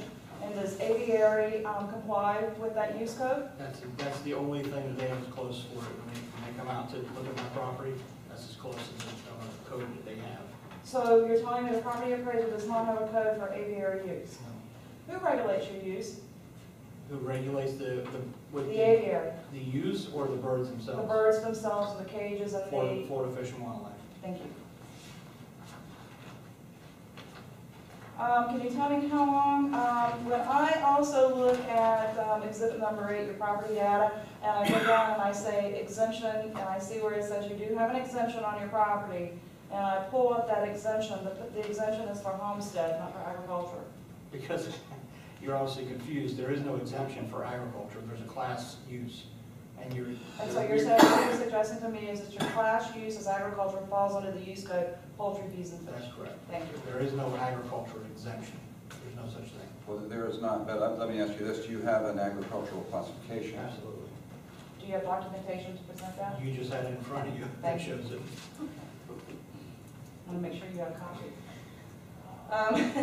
If I may move on. Well, let me ask, so I'm sure, though. Where does it say that? Is that the use code? Yes. Is that what you're saying? Yes. Okay. Yes, and let me just reconfirm. I believe for the record, Mr. McClendon, what you're indicating to us is that in Palm Beach County, there is no classification for aviary use. And as a result of that, your use classification falls under poultry, bees, and fish. And given, in light of being given that use code, you therefore are agriculturally exempt. I'm not exempt from anything. Well, I'm exempt from noise ordinances, but on land, like you're saying, it gives me the agricultural classification. Mr. McClendon, do you, can you tell me exactly, well, let me just bear with me just real quick. While you're looking, was there any objection to Exhibit 8, which is your property data? No. So we wouldn't have done it.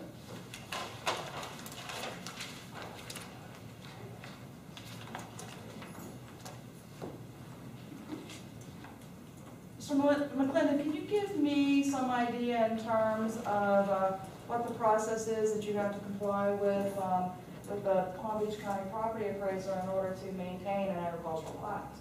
And if you actually submit the paperwork that you're required to submit to the property appraiser every year? Initially, with the property appraiser's office, you submit your documentation into financial documentation that shows that you have a bona fide farming operation. It's not necessary to resubmit it every year unless they come ask you for it. They'll come in, do random inspections, and if those random inspections happen, then you have to comply with that and provide whatever documentation it takes to continue with that Has the classification. property appraiser ever come back to ask you for that or done a random inspection? They have. Do you have the documentation with you to, or can you give us an idea if in fact they found anything or they're still? Yes, probably about a year and a half ago, they came out and they weren't sure if I actually had livestock, hoof stock on the property, and there was some discrepancy on that. So we had to prove that in fact we did have hoof stock on the property, because of course the birds only take up about 1.5 acres, maybe 2 acres of land on the property. So only 2 acres had the agricultural classification, and they, so to get the other 2.5 acres, which would bring up to 4.5 acres of classification with ag property, I have hoof stock on that. So you they only, came out- so out of that 10 acres, you only have 4.5 acres It's 5 classified, acres. or 5 acres is classified as agricultural exemption. Agricultural classification. Agricultural 4.5 classification. acres. That's right. 4.5 acres. And the balance being your house. Homestead, exactly. Thank you. Also, Mr. McClendon referred to, and again, I'm going back to Florida Right to Farm Act 823-14. He talked about subsection 4, farm operation not to become a nuisance. And he actually referred to the fact that under subparent A, a farm operation which has been in operation for 1 year or more since established date of operation and which was not a nuisance at the time of its established date of operation shall be a public or private nuisance if the farm operation conforms to generally accepted agriculture and management practices. I'll come back to that in a minute. But Mr. McClendon, are you aware of the fact that, yes, in fact, that there was already evidence at that point in time and complaints of the fact, I mean, almost immediately after you moved those birds out there on the property that it was a public nuisance? Because there was a complaint that it was a public nuisance doesn't mean I was a public nuisance. Sir, are you aware of the fact that there you were considered to be, your use, not you personally, but the use that you have out there with the birds, that there was already a claim almost immediately after you moved them out there that it was a public nuisance? There was a claim, yes. That doesn't mean that I was. Are you aware of the fact that that claim, and Mr. Magistrate, I'm going to submit, bear with me, I'm going to submit to you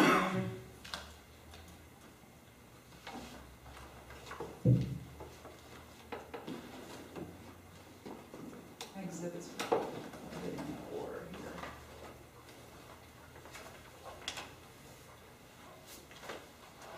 A package of material, I do have a copy from Mr. McClendon. Madam Clerk, I believe this is exhibit number 9, town exhibits. I have to sort of one. Are you aware of the fact that at the time in which this complaint was made, could you tell me who conducted code enforcement and where the complaint was made to? No, I don't know. Okay, thank you. I'll be more than happy to share that with you.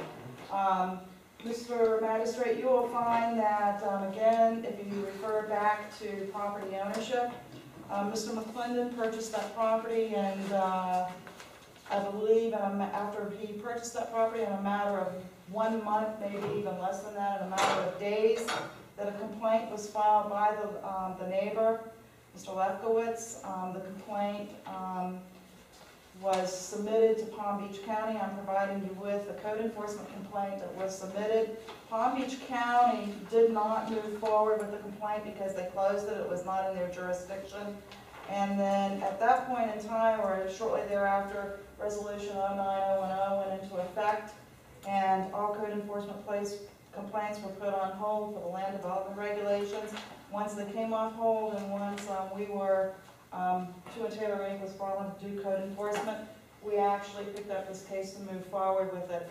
I am submitting this as evidence that Mr. McClendon is incorrect in terms of his assessment about not being a nuisance, and that there was no nuisance complaints filed against him within 1 year after he located those birds on the property. Okay, let me just stop you there. Do you have a copy of this, Mr. McClendon? Okay.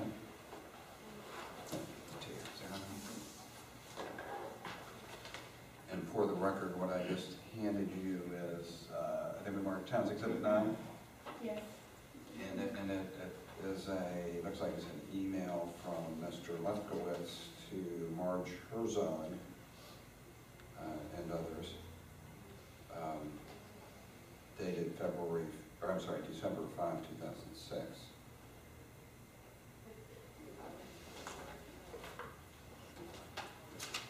Is there any objection to this document?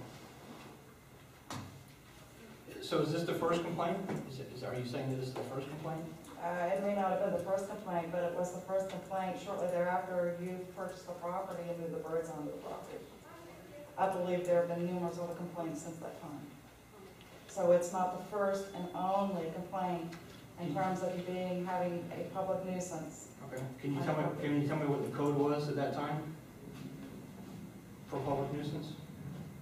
In terms of, The Unified Land Development Code with regard to nuisance for December 5th, 2006, when this complaint was made, can you tell me what the code was and show me where I would have possibly been a public nuisance? do you have the county code? I didn't have it this one. Let me ask a question. I think I seem to ask this every meeting. When was the town incorporated? 2006. 2006. And the Unified Land Development Code was adopted in 2010. So I'd like to know what code we were going by from 2006 until 2010. I'm going to bring this back into focus, Mr. McClendon. The point being that I'm saying that that's completely irrelevant. You had indicated in subsection number 4 that no reports of you being, or the use being a public nuisance were reported to anyone. When did I say that? You said that in your testimony, sir. I said I've never been You deemed said a that in public your testimony, nuisance. sir. I said I've never been You deemed a said public nuisance. But I'm telling you that you were. Who deemed me as a public nuisance? I believe your neighbor. He has the right to deem me as a private nuisance or a public nuisance. That's where the line's getting sorry. skewed. Let's not argue. I think the point here being, the town's saying there's a complaint. Right. And I think that's a fair assessment of this email. Sure. Thank you, sir. But they Is have that- been, And your point is there was no, we'll call it legal finding of a nuisance at that time. That we have especially of a now- public complaint. Mr. Magistrate, we have now found that, of course, there is a violation which is subject of this hearing. If I may move forward, Mr. Well, Magistrate. let's just go to the exhibit. Any objection to that exhibit? I do not object to the paperwork itself. Of course, I object to a lot that's in it. Okay, and let me just make sure I understand, and if we need to, we can ask Mr. Lefkowitz about it, but there's attached to it some documentation. Is that from the county? That's from the county, yes, sir. Okay, from county code enforcement? Yes, sir. Okay, we will admit exhibit 9. Do you have any paperwork that shows that the county found me in violation at Mr. that time? McClendon, I'm going to my testimony All right. and my rebuttal. All right. Thank you. If I may move forward, Mr. Magistrate, It also states, and again, going back, and I'm only just reciting this because Mr. McClendon has chosen to attempt to stand behind the Florida Right to Farm Act. It also states that in subsection 6, and that limitation of duplication of government regulation, within that, notwithstanding any other provision of law, local government may not adopt any ordinance, regulation, rule, or policy to prohibit, restrict, regulate, or otherwise limit an activity of a bona fide farm operation on land classified as agricultural land pursuant to statute 193-461, where such activity is regulated through implemented best management practices or interim measures developed by the Department of Environmental Protection, the Department of Agriculture and Consumer Services, or water management districts, and adopted under Chapter 120 as part of a statewide or regional program. Mr. McClendon, you didn't bring that up, but are you familiar with that portion of the Florida Right to Farm Act? Number 6, absolutely. Do you agree, are you suggesting that there are best management practices No, for no. aviary uses? Nope, but that's a totally Are separate you, section. are you suggesting that you comply with that? I do not, there are no best management Mr. practices. McClendon, in you the state said, of Florida. you Are you letting me finish You talking? submitted, no, sir, I'm Wow. asking you questions now. Mr. McClendon, you submitted numerous letters, which you actually submitted as justification and argument that you were bona fide agricultural use, did you not? Yes, Yes, you did. I am bona fide ag use, that's correct. And how do you believe, again, that you comply with subsection number 6? I do not comply with subsection Then number 6. how, okay, thank you, Mr. McClendon, I think you've answered my questions more than appropriately. If I may move on to, I believe this is exhibit number 10. Mr. Magistrate, I am going to, this is again, Mr. McClendon submitted these letters, but I'm going to submit them to you again as town exhibits. This is exhibit number 10. This is the 3/30/2010 letter from the Organization of Professional Aviculturists, from Mr. Charles Bronson, Commissioner of Agriculture. And in that particular letter, Sue Bailu, the legislative vice president for the Organization of Professional Aviculturists, was more or less asking Mr. Bronson if, in fact, aviary use was a bona fide agricultural use. I'm going to submit that to you. Is that a different letter than we No, have? sir, it's the same It's the one. same but, letter? Because that sounded like a different date. I don't know. Was there, Madam Clerk, is there a June or a March 30th, 2010 letter? I don't have all the exhibits here. I have an April 30 and a April 21 for Mr. McClendon. No, so there was and I'm bringing these up because there were a series of transmittals going back and forth. What promulgated this series, just so you have some background information, was at that time, there was a committee in the town of Waxahachie Groves where they were trying to work out all of the particulars and come up with the ordinances and regulations for an aviary use and agriculture use. And so this series of letters was promulgated by the town. And the town was especially unified land development code. And I'm sorry, I know we're approaching the noon hour, which is why I'm moving very, very fast, so.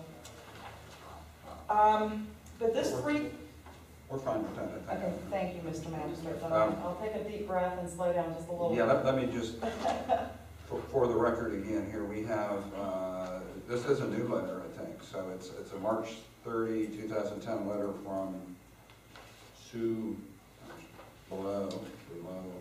Bailu, that's okay, that's probably better. And attached to it is a January 18, 1995 letter. Is there any objection to these documents? No. Okay. And basically, in that letter of 310, again, you'll find that the question was very, very specific, Mr. Magistrate.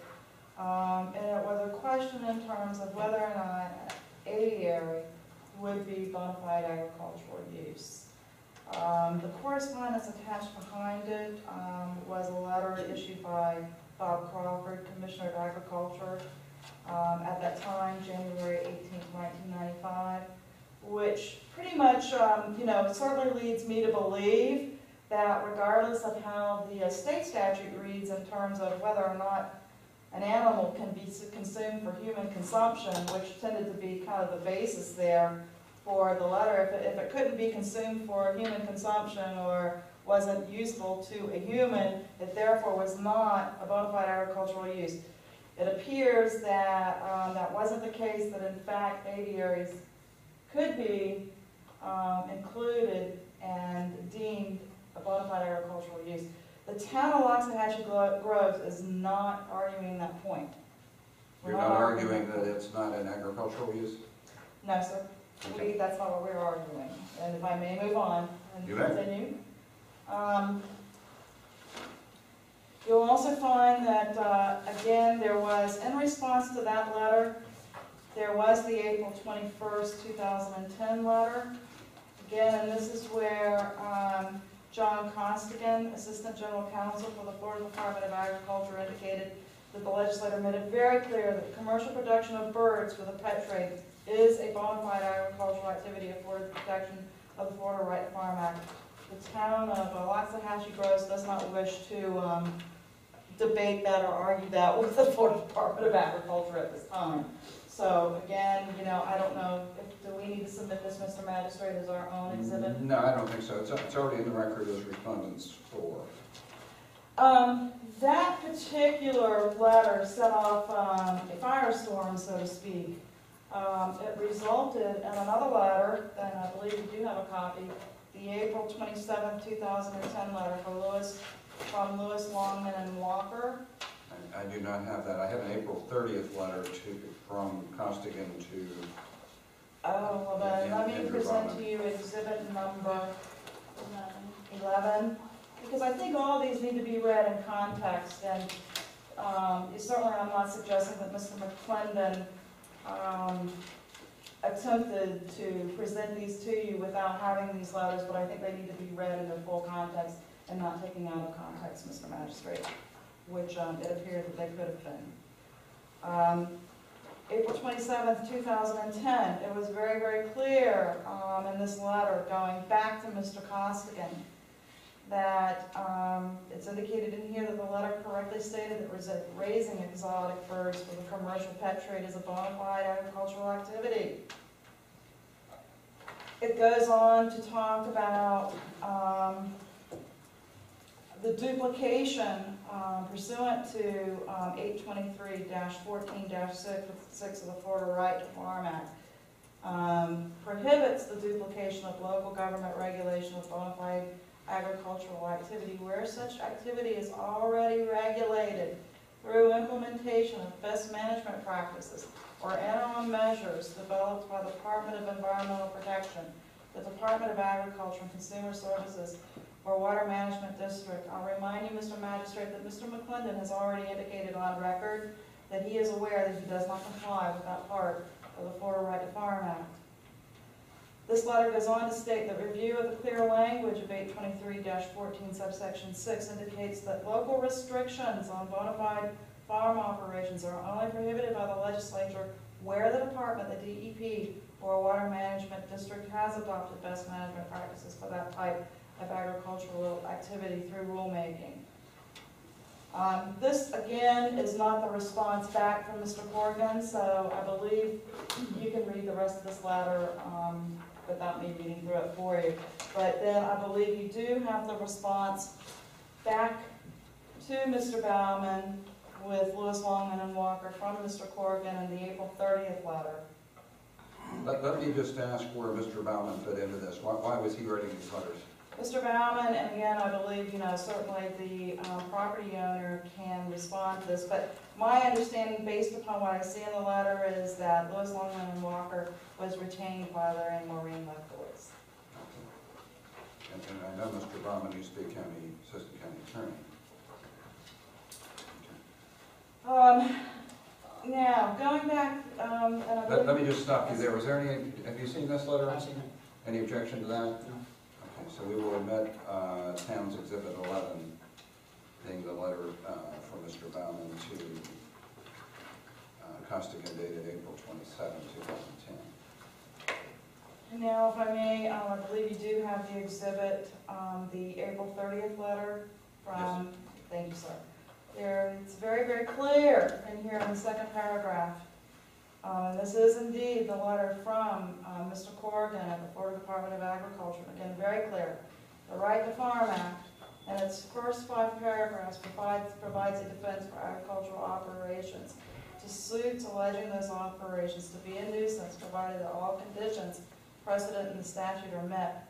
Paragraph 6 was later added and does not directly pertain to nuisance action, but prescribes duplicative regulation of agriculture by local government, where regulation is already in place by various state and regional agencies through best management practices adopted as rules pursuant to Chapter 124 of the statute, the Administrative Procedures Act. Mr. McClendon, have you changed your mind at all as to whether or not there are best management practices? Thank you. Was that enough? No. Thank you. This will confirm that the Department of Agriculture and Consumer Services has not promulgated rules adopting BMPs or animal measures for exotic bird trade.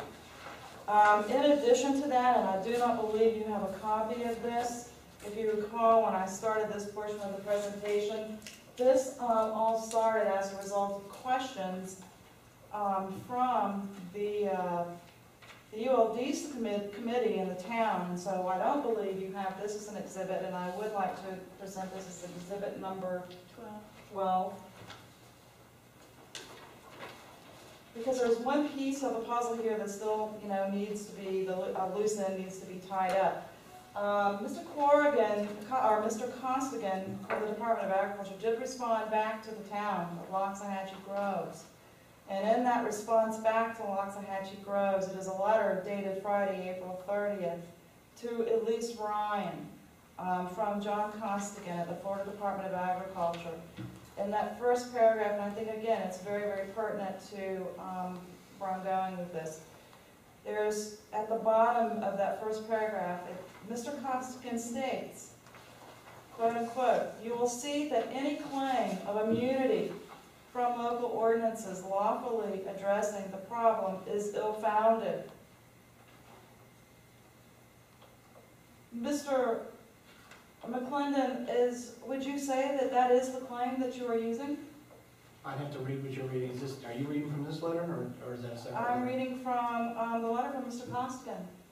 Well, let me just identify what we have here. I'm looking at what's marked as Exhibit 12, and it looks like a couple of emails, or maybe 3 emails. Yes, sir. There's a series of emails here where Mr. Costigan at the Department of Agriculture has replied back to the town of Loxahatchee Groves, their Unified Land Development Committee. But it looks like Elise Ryan Is a member. Well, these are all the same date, so they were all in one day. It was the same day that the letter from Mr. Costigan went to Louis Longman and Walker. And who is Elise Ryan? Elise Ryan is a resident here in the town of Loxahatchee Groves, and she was a member of the committee, No. Unified Land Development. She separately wrote to Costigan. Oh, she separately As wrote an to independent Costigan. resident. So she was not doing this on behalf of the town, but Absolutely more not. of it as an individual? Is this, Mr. Ryan, is that? That's correct. She did it on behalf of, the interest in parties that did in fact comply with Florida Right to Farm and questions regarding Florida Right to Farm's scope. Thank you. And She Sp did. Magistrate, that's not necessarily even my point. My point is that Mr. Costigan was very, very clear that, you couldn't just, anybody, and I'm not suggesting Mr. McClendon isn't even doing this, but any person out there who has an agricultural use on their property and may be considered to be a bona fide agricultural use cannot hide behind the Florida Right to Farm Act. It just doesn't happen that easily.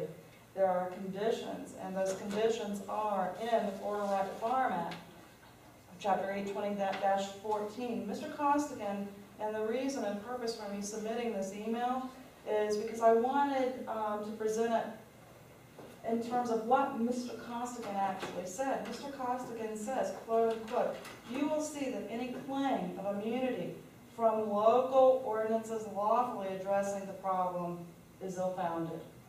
The fact that commercially grown exotic birds are animals useful to humans and therefore within the definition of agriculture, which they are, does not necessarily mean that aviaries are exempt from local ordinances, particularly when neither this department nor the others mentioned in statute 823-14 subsection 6 Florida statutes have promulgated rules adopting BMPs for the exotic bird trade.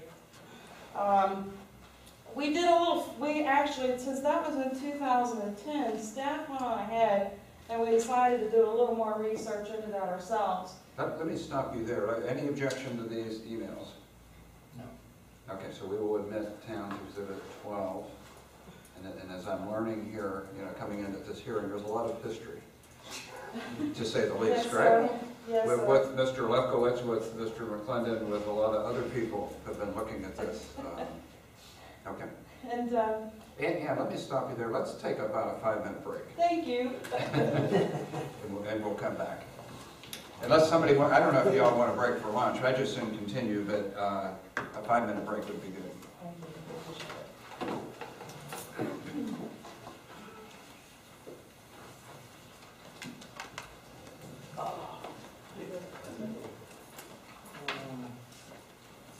I can't see this morning. Everybody can use I'll probably run my dad does a lot of that learning.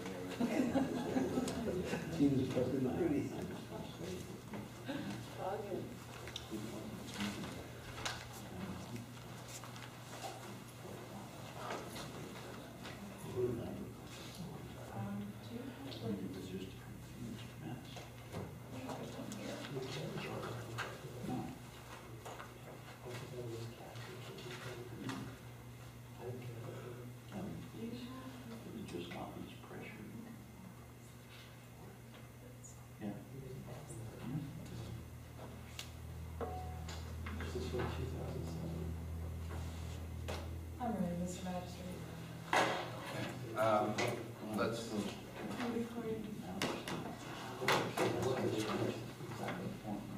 We have the recorders on? Yep. We're all set? Okay, let's continue. I guess the town is continuing this revote. Yes, sir, thank you. Town staff also decided to pick up where we left off. We left off where with all the letters that had gone back and forth and the email from Mr. Costigan to Ms. Ryan. Town staff wanted to proceed forward a little further and do a little more investigation. So we actually contacted Florida Department of Wildlife and Fish and Game Commission, and just to make sure that we weren't missing anything, and we inquired as to, and this was done on last Thursday, March the 13th. March the 13th, yes, sir. March the 13th.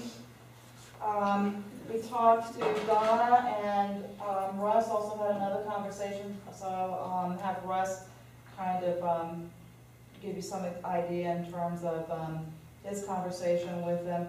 But when we were talking, when I personally was talking to Donna at Florida Game and Freshwater Fish Commission, she indicated to me, one of the last questions I asked her, are you aware of any best management practices? The answer again was emphatically no, there were none. And as a result of that, and as a matter of fact, anyway, let me just move on. What I will say, as a matter of fact, there had been a complaint, and Russ and I will talk to you a little more about this too in one of our latter exhibits, that Florida Game and Freshwater Fish Commission, their law enforcement division, had actually done an investigation against noise. And in that particular complaint, Florida Freshwater Fish and Game Commission came back and said no, that the noise was not an issue to be addressed at the state level. The noise was an issue that would have to be addressed at the local level in light of the fact that there were no best management practices.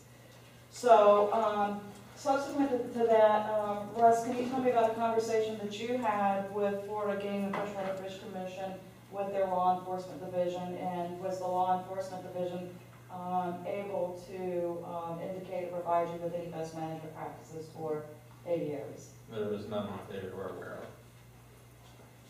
You're saying so that they have no regulations? Other than whatever requirements they have for whatever license. For their licensing, that's it. And let me just, so I don't lose track of it, you have a license from them? Is that how that works?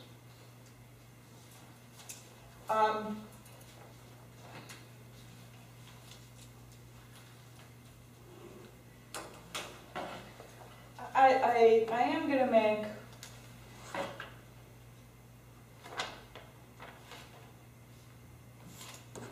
Mr. Magistrate, let me ask you, would it be of any, and the only thing that I have here, and certainly I can submit it as an exhibit, but this is the investigations short form and the long form that I have from Florida Fish and Wildlife Conservation Commission. I guess I started my career a long time ago, so they changed their name and it's still the same to me, the old one. But so I apologize for that. But it just simply it does state in here, and I don't want to go into all the other particulars because they are not subject of this particular case. Mr. McClendon is aware of them, and as far as I'm concerned, they've been complied with. But the complaint was advised that we, Florida Fish and Wildlife Conservation Commission, did not govern the noise of animals. Well, I would admit it for that purpose only. I don't know what else is in there, and as you said, it must not be relevant anyway. I'll be more than happy to. I have it here actually to admit as evidence.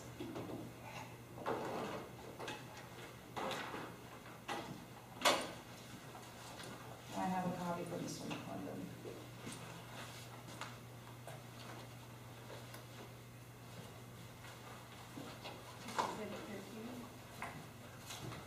This would be 13. And this is part of 13 as well. This is part of that. It's part of it. You will also find in there, Mr. Magistrate, that during several of the site visits from the state of Florida, even though they did not and said that they do not regulate noise, certainly they found that in some instances there was loud noises as a result of the aviary, or whatever that's worth. I mean, really, there's nothing to substantiate the violation.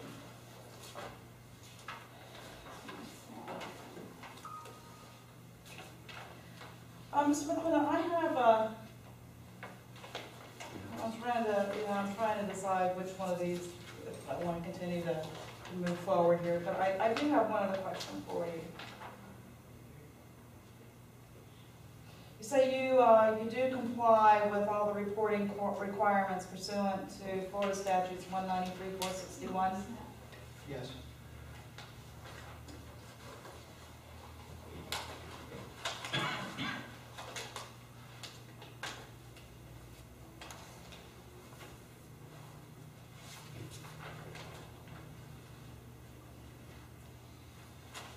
Mr. McClendon, are you aware of, in that 193-461, of subsection, let me find it here.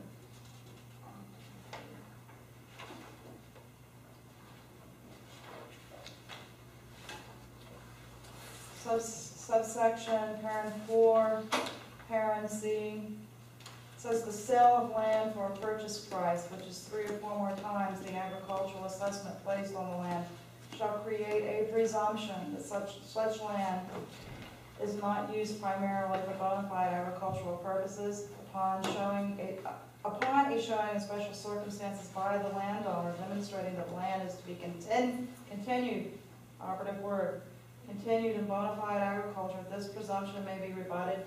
Mr. McClendon, can you tell me what the purchase price of your property was in 2005? $475. Mr. McClendon, can you tell me what the assessed value is now? Today? Oof. The assessed value from the property appraiser's office, you talking about before, before or after homestead exemption? Yes, sir. May I have the Market value, You The want to- assessed value, The assessed value, I believe, it's actually changed, and I don't even think it's reflected online, but I would say around 100,000.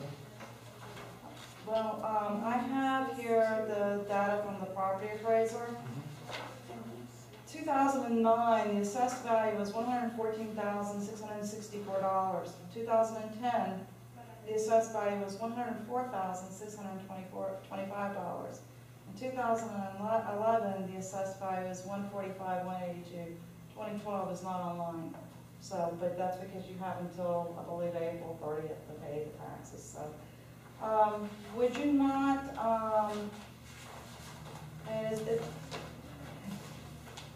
is it your opinion that the value, that the price that you pay for that property is 3 or 4 more times the assessed value from the property appraiser?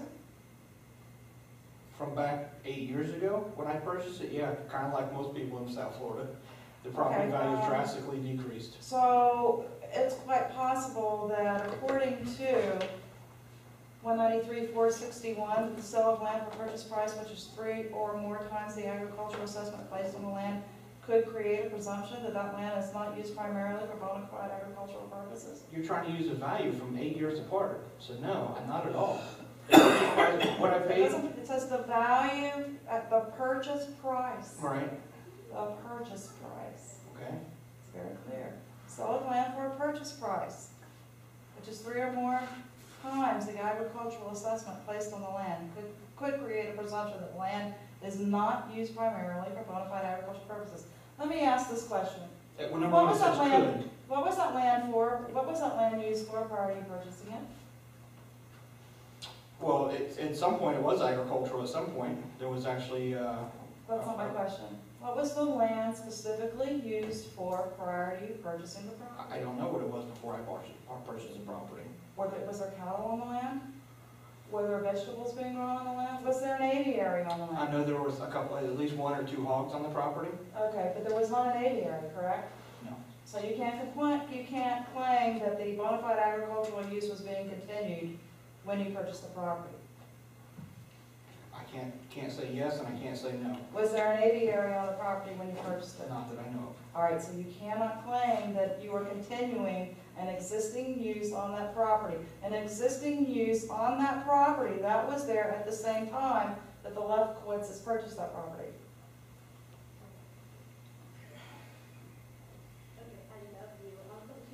I can't, I'm not sure how to answer that Well, question. I think you said there was no aviary when you That's purchased. correct. Was the house there? The house was there.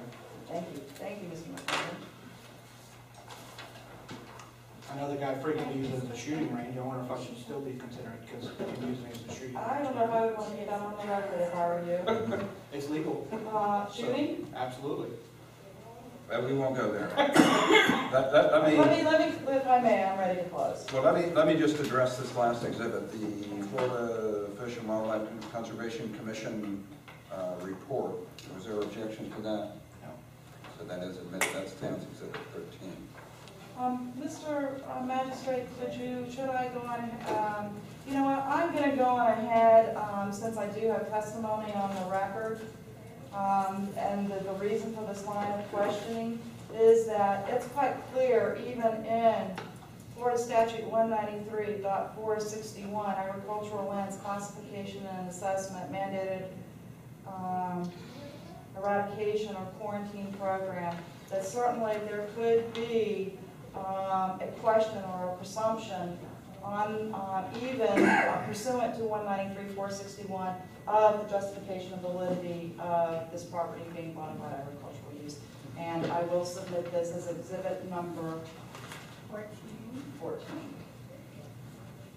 And that should be, we've also submitted previous exhibits to substantiate the assessed value versus purchase price.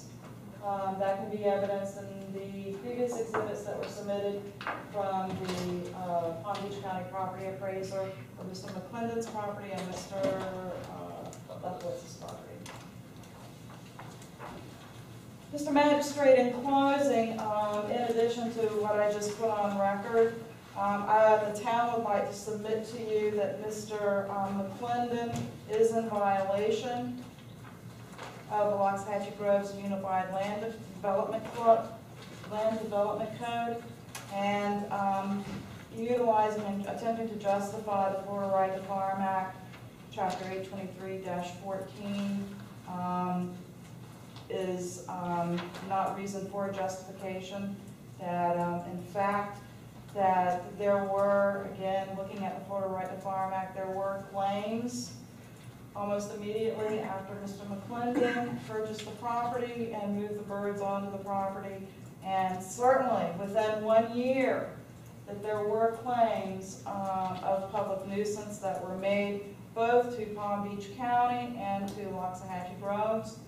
And Mr. Magistrate, we also further claim that under Right to Farm Act, subsection 6, limitation on duplication of government regulation, that substantial evidence has been presented to you that there are no best management practices for aviary use, and therefore Mr. McClendon must comply with the Waxahachie Groves Land Development Code.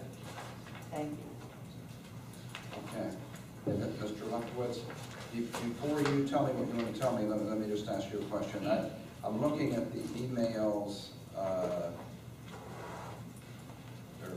what's the email? The first complaint you made, if you will. Okay, it's dated December 5, 2006. Who were you sending that to? There's Marge Herzog, Dennis Whip. Who were those folks? Those were the town council candidates, the people who were going to be candidates for town council. So this is just right when the town's getting up and going. Right, the town, I think it was approved in October of 2006. Was It was June of 2006, the first elections were the March of the next year. Yeah, so it was pretty much determined who the candidates were going to be, so I addressed them as candidates. And I had discussions with them as well. And in relation to Mr. McClendon's use of the property as an aviary, how did that fit time-wise? Well, I can tell, okay. So it's December 06. Well, what happened, here's the thing. Mr. McClendon was filling in his wetlands. He was destroying his wetlands, which is also, he's in front of the South Florida Water Management District about that whole thing, okay? I didn't know why he was doing that. And it was kind of freaking us out because his property is now 2 feet higher than my property, because he filled it in. So one day, we were friends then. I went back there and I said, how come you're doing this? I said, this is really not legal because we had just spent $1,000 fixing our wetland. And he said, well, I'm going to put birds there. That was the first I heard of it. The next thing out of my mouth to him was, if they make noise, we're going to have a problem with that. So I let him know right then, right there, that would have been an issue. However, he moved in the birds sometime in November. And if you look at my email, that's the way I remember exactly what had happened, because I was addressing the fact that he had just recently moved the birds in. I immediately talked to Terry Berner, who was the head of code enforcement for Palm Beach County, and I talked to him about it. And then I addressed the town council candidates. Okay. Did you want to tell me anything else? That was just sort of a question. Yeah, I wanted to also say, Mr. McClendon was saying in his testimony before that he did not expand his operation, which is, something that the Florida Right to Farm Act also addresses. And that is not correct, because what happened is that he started with about 250 birds, and then in about 2009, he claimed he had about 400 birds. And then last year, when he was before you on the other issue, he said he had 500 birds. And I have a couple of things here that document that. These are from, if I could give them to you. Okay.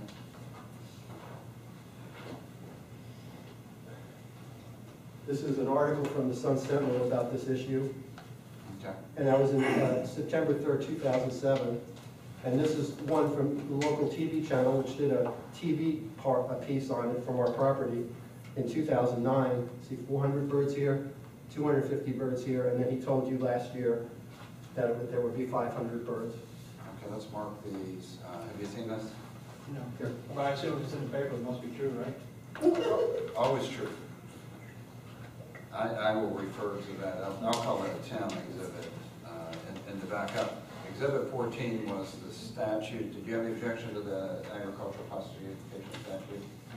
Okay, so that will be admitted. We'll call this Town 15, being a Sun Sentinel thing from online, Channel 5 work from online. Any objection to that?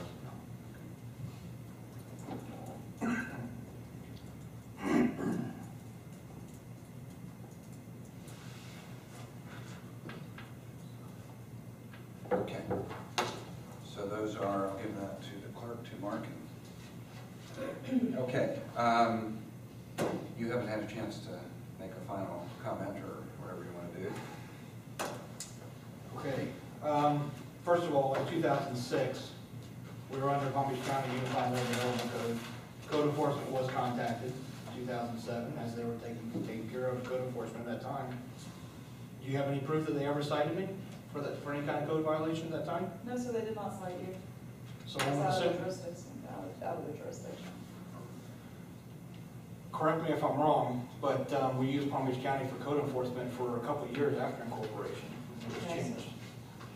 So under 2007, or I'm sorry, December 2006, it was not under Palm Beach County code enforcement? I can tell you that prior to and Taylor coming into the town and taking it, there was another firm that was doing code enforcement. But Palm Beach County code enforcement has a code violation complaint here. They have some activity on the report that would, just sitting here today, would assume that they had jurisdiction at that time because they came out and looked at the place over a 3-month period. The complainant may not have known that, and the complainant may have gone to Palm Beach County. But Palm Beach County did make it clear that they did not have jurisdiction. So, I can sit here and give you all kinds of assumptions for, why the case didn't proceed forward, or I can't even tell you if it didn't proceed forward. I don't know. It's quite possible it did proceed forward, and it could have gone on hold as a result of Resolution 09010.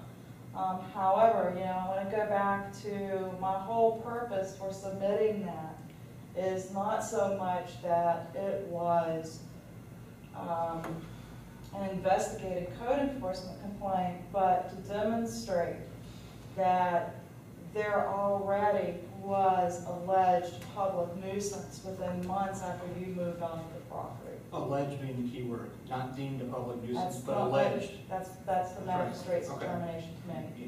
You said the word exactly. I was alleged as a public nuisance.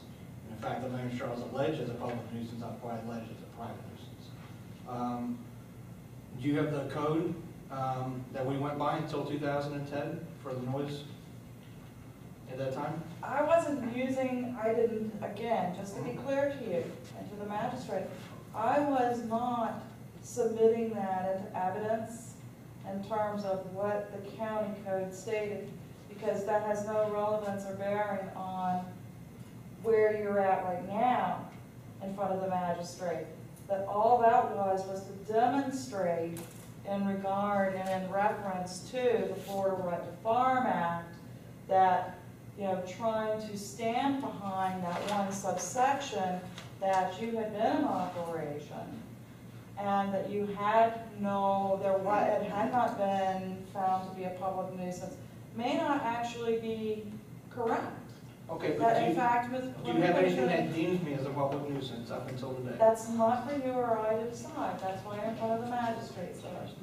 No, I'm asking you the question. Do you have anything that has deemed me as a public nuisance Yes, before sir, I today? do. I believe that I submitted evidence That's deemed me as a public nuisance? that certainly deems you as potentially as a public nuisance. Potentially as one. I have found. That's what I'm asking you for. I'm And I asking you. have found, and now you have been cited, and I firmly believe that evidence evidence has been presented that you are a public nuisance. Okay, but until today, even as we speak right now, I have not been deemed a That's public not what, nuisance. that's not what the statute says, Mr. McClendon. That's exactly what it says. No, it doesn't, and again, it's All right. not for me or you to debate Okay. the actual You're right. wording of the I statute. think you've got about as much of an answer as you're going to get. Yeah, I agree. Okay.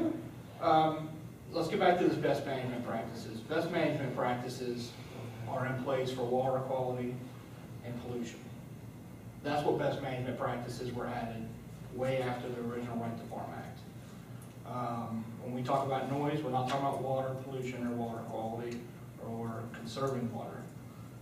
Best management practices are a totally separate issue from the Right to Farm Act. Although part of it is mentioned in the Right to Farm Act, 1 through 5 is completely separate from number 6. And that letter from Costigan clearly says that. Don't confuse number 6 Oh, with Mr. what's McClendon, above. I'm not confusing anything. Okay. I think that you may potentially be confusing Okay. something. All right. Uh, Are you letting me finish? I'm not asking you a question But right Mr. now. McClendon, Thank You you. don't even have you should not even Is it my ask me. opportunity to speak? Mr. You've had your Magistrate, opportunity. Mr. Magistrate, you know what, I'm not even sure, he's had an opportunity to ask me questions. I've already responded to him. Well, he really didn't get to ask you on your rebuttal. There wasn't an opportunity, so Okay, then please we may be out of. I will if you would give me out of the sync give me here. the moment. But yeah, just ask a question and answer. Best management practices have to do with water quality, and that letter clearly states that don't confuse number 6 from 1 through 5 above. They're separate, all right? Number 6 was added to the Right to Farm Act many, many years after the Right to Farm Act. And because they added best management practices, doesn't say you're not in compliance with the Right to Farm Act or have title to that unless you meet best management practices. Because there's a huge amount of agricultural activity out there that doesn't have best management practices in place for different reasons. I can tell you with agriculture, one of the biggest reasons there is no water quality issues, there's no pollution issues from birds. That's why there's no best management practices. That letter clearly states that. Don't confuse number 6 with 1 through 5. So if you remove number 6, I meet all the other standards. I've never been deemed a public nuisance. Are you giving, we're on track here. I'm happy to listen to what you're saying, but are you doing sort of a closing here, or are you asking questions? No, I want to try and get out What's exactly the what question? Yeah, I mean, if she there's- just stated her side, I'm stating my side. Well, You've had an I want to opportunity. hear your side. I do want to hear your side, Okay. but if, I think what we need to do is you have questions for her, you need to ask them. If you don't, you can give me what you're just telling me, which is your position on what the Florida Right to Farm Act says. Okay. Which is important, because I think that's the whole case. Thank you. So the town has no proof that there are, that I've ever been deemed a public nuisance. The town agrees that I've been in operations since 2006. So we're going on 8 years. The town has presented no evidence that shows that I was in violation of any code before 2010 with regard to noise, under Palm Beach County Unified Land Development Code. I've seen very little presented that substantiates their case. I mean, there's been a lot of information put out there, but there's been no facts about me that shows I'm in violation when it comes to the Right to Farm Act.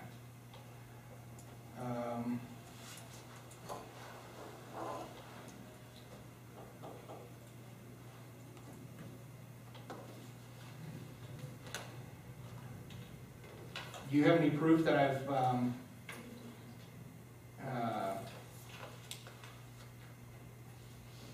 second here.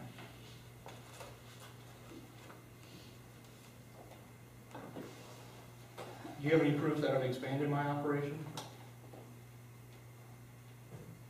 That was not a part of the violation. I understand that, but part of the Right, right. I mean, expansion just was a, not questionable, Mr. McClendon. all right, so I'm asking you the question. Do you have anything that shows I've expanded my operation? Any proof? Expansion of your operation. Correct. Aviary. From aviary to what? Have I expanded my aviary? Do you have any proof that I've expanded my aviary? Of course not, I mean, that wasn't part of Okay. the violation. That's fine, that's fine. I was just gonna say, there are aerial photographs that give conclusive proof that he's expanded his operation. It's really not a. It's a noise violation, where I'm only addressing, noise. Okay. Thank you. If you think you have a problem, I'll go back there and out there, take another look though. Do you have any proof that I am in fact not a bona fide farming operation? I believe I have presented to the magistrate sufficient evidence that the magistrate will find you to not be a bona fide agricultural use. But again, I am an attorney, that is up to the magistrate, not to me, sir. I believe I have done what I need to do as staff of Town of Groves to provide to the magistrate to demonstrate that you are in fact in violation and that Right to Farm Act does not comply to you and that there are absolutely no best management practices that you comply with in order to void or not comply with local code.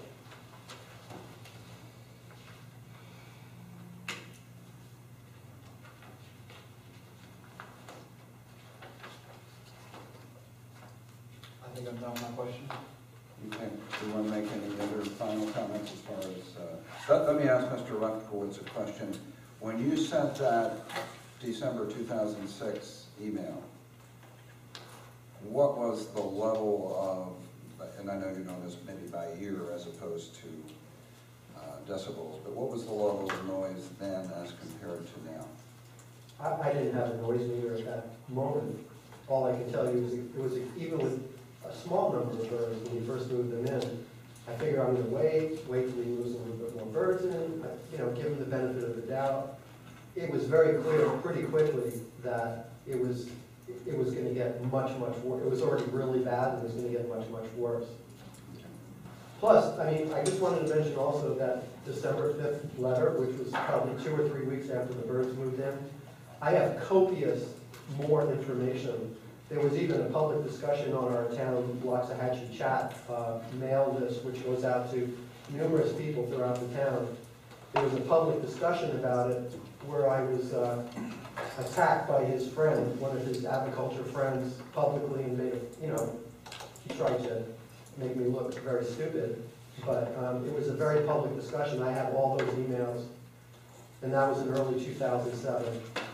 So in essence, your testimony would be that from shortly after the birds arrived onward, it was a problem for you. Oh, without question. In fact, Mr. McClendon, he said, why don't you research the noise walls? He said that to me, and I did. And I brought the information back to him. He told me it was too expensive. He wasn't going to do it. And then we talked. Then after a certain point, it just seemed pretty clear he wasn't going to do anything. So we invited him to our home. We tried to show him we weren't crazy people. We tried to explain we spent our life savings on our home. And we asked him to please work on the problem. And he said, I don't have to and I'm not going to.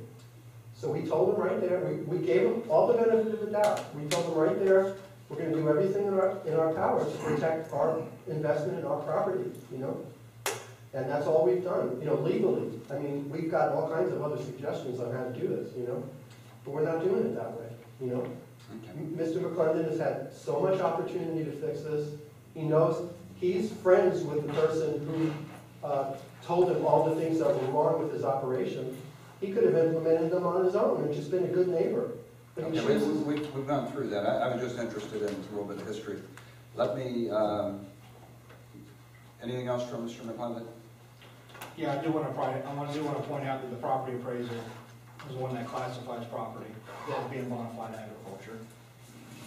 And I have such classification. Right, we have this statute in evidence. The 193? 193.461, I think was Yes, the town has that, so I have a copy of that. Good, okay. Okay, I think we're done with everything? Or maybe it's just the beginning? One never knows. I think what I need to do is two things. One, I need to read a lot of this stuff sort of in context, the letters, the emails now. And I need to educate myself a little better on the Florida Right to Farm Act.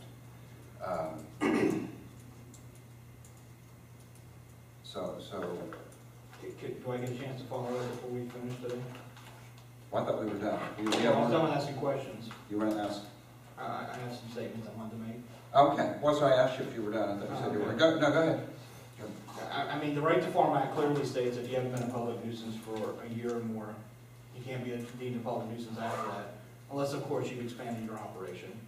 There's been no proof that my operation's been expanded. The right to farm act says that you have to be a bona fide classification on your property from the property appraiser's office. I have such. I may have been deemed private nuisance the first day after my birds have been there.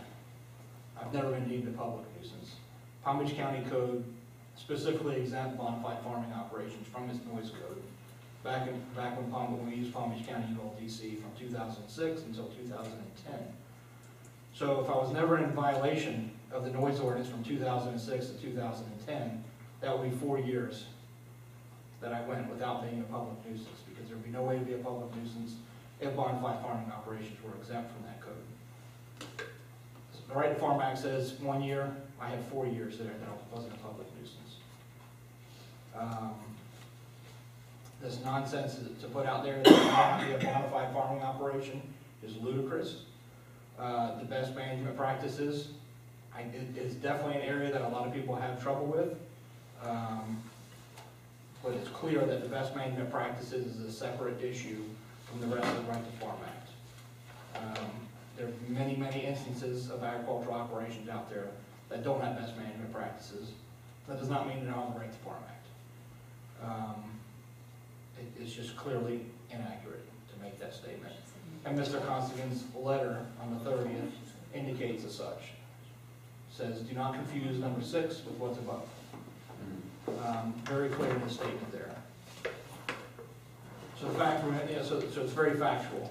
I've been in operation for more than a year without a public nuisance, and the right to farm act definitely applies in this case. To say it's a shield that I'm hiding behind is nonsense. It's no different than going out here and driving 40 miles an hour on that road and saying, well, the speed limit's 55, you're using that as a shield. You go to church on Sunday, are you using the First Amendment as a shield? You have the right to bear arms. Are you using the Second Amendment as a shield? It's a law. It's not a shield. It's a law. And that's what I'm going by, is what the law states. The law states that I can't be a public nuisance, and I have not been deemed a public nuisance. So that's all I have. Okay. So to finish my thoughts, I need to read some of this, read all of it. I'm particularly interested in the emails and the letters that were going back and forth. And I'd also like to have a little time to do some research on the Right to Farm Act. I do know there's not a whole lot of case law or anything interpreting it.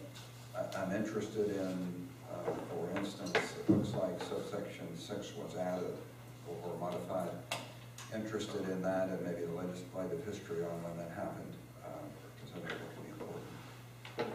And then I can make a ruling. And I mentioned this at other meetings.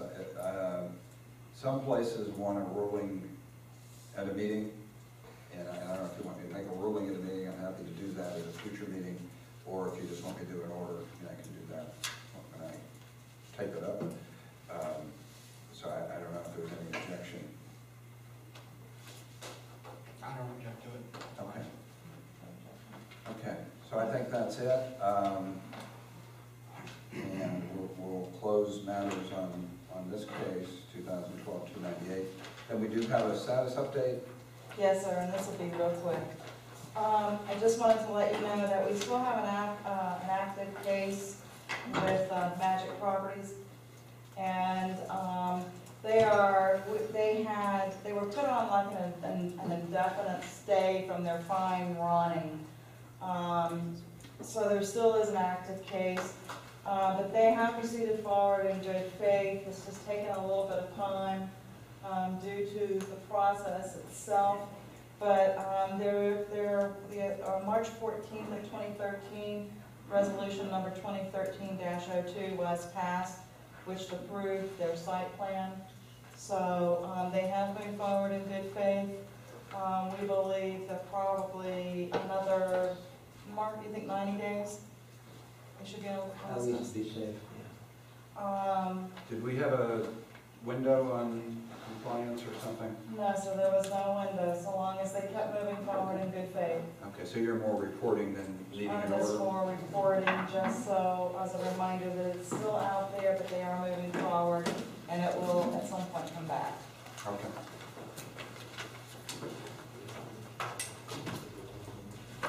Mr. Magistrate, did you indicate a date certain when you would make a ruling on the defendant? I will do it by the end of the month. How's that? Yes, sir.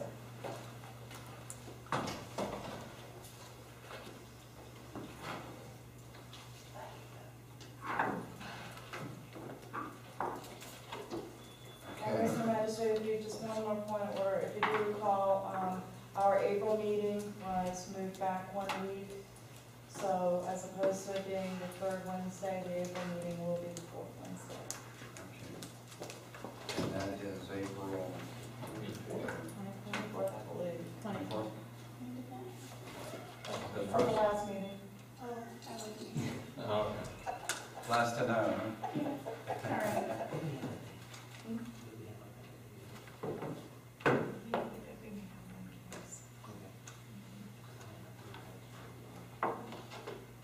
April 24th? Yes, sir, I'm sorry.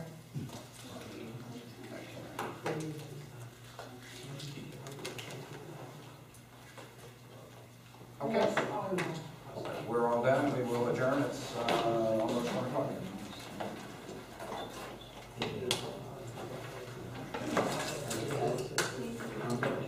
Nope. For me to reach out to her. In this I particular don't, case, and I might get too soon, if she comes through like 29 days, and then we're supposed to be here, you know. she was gonna reach out to me and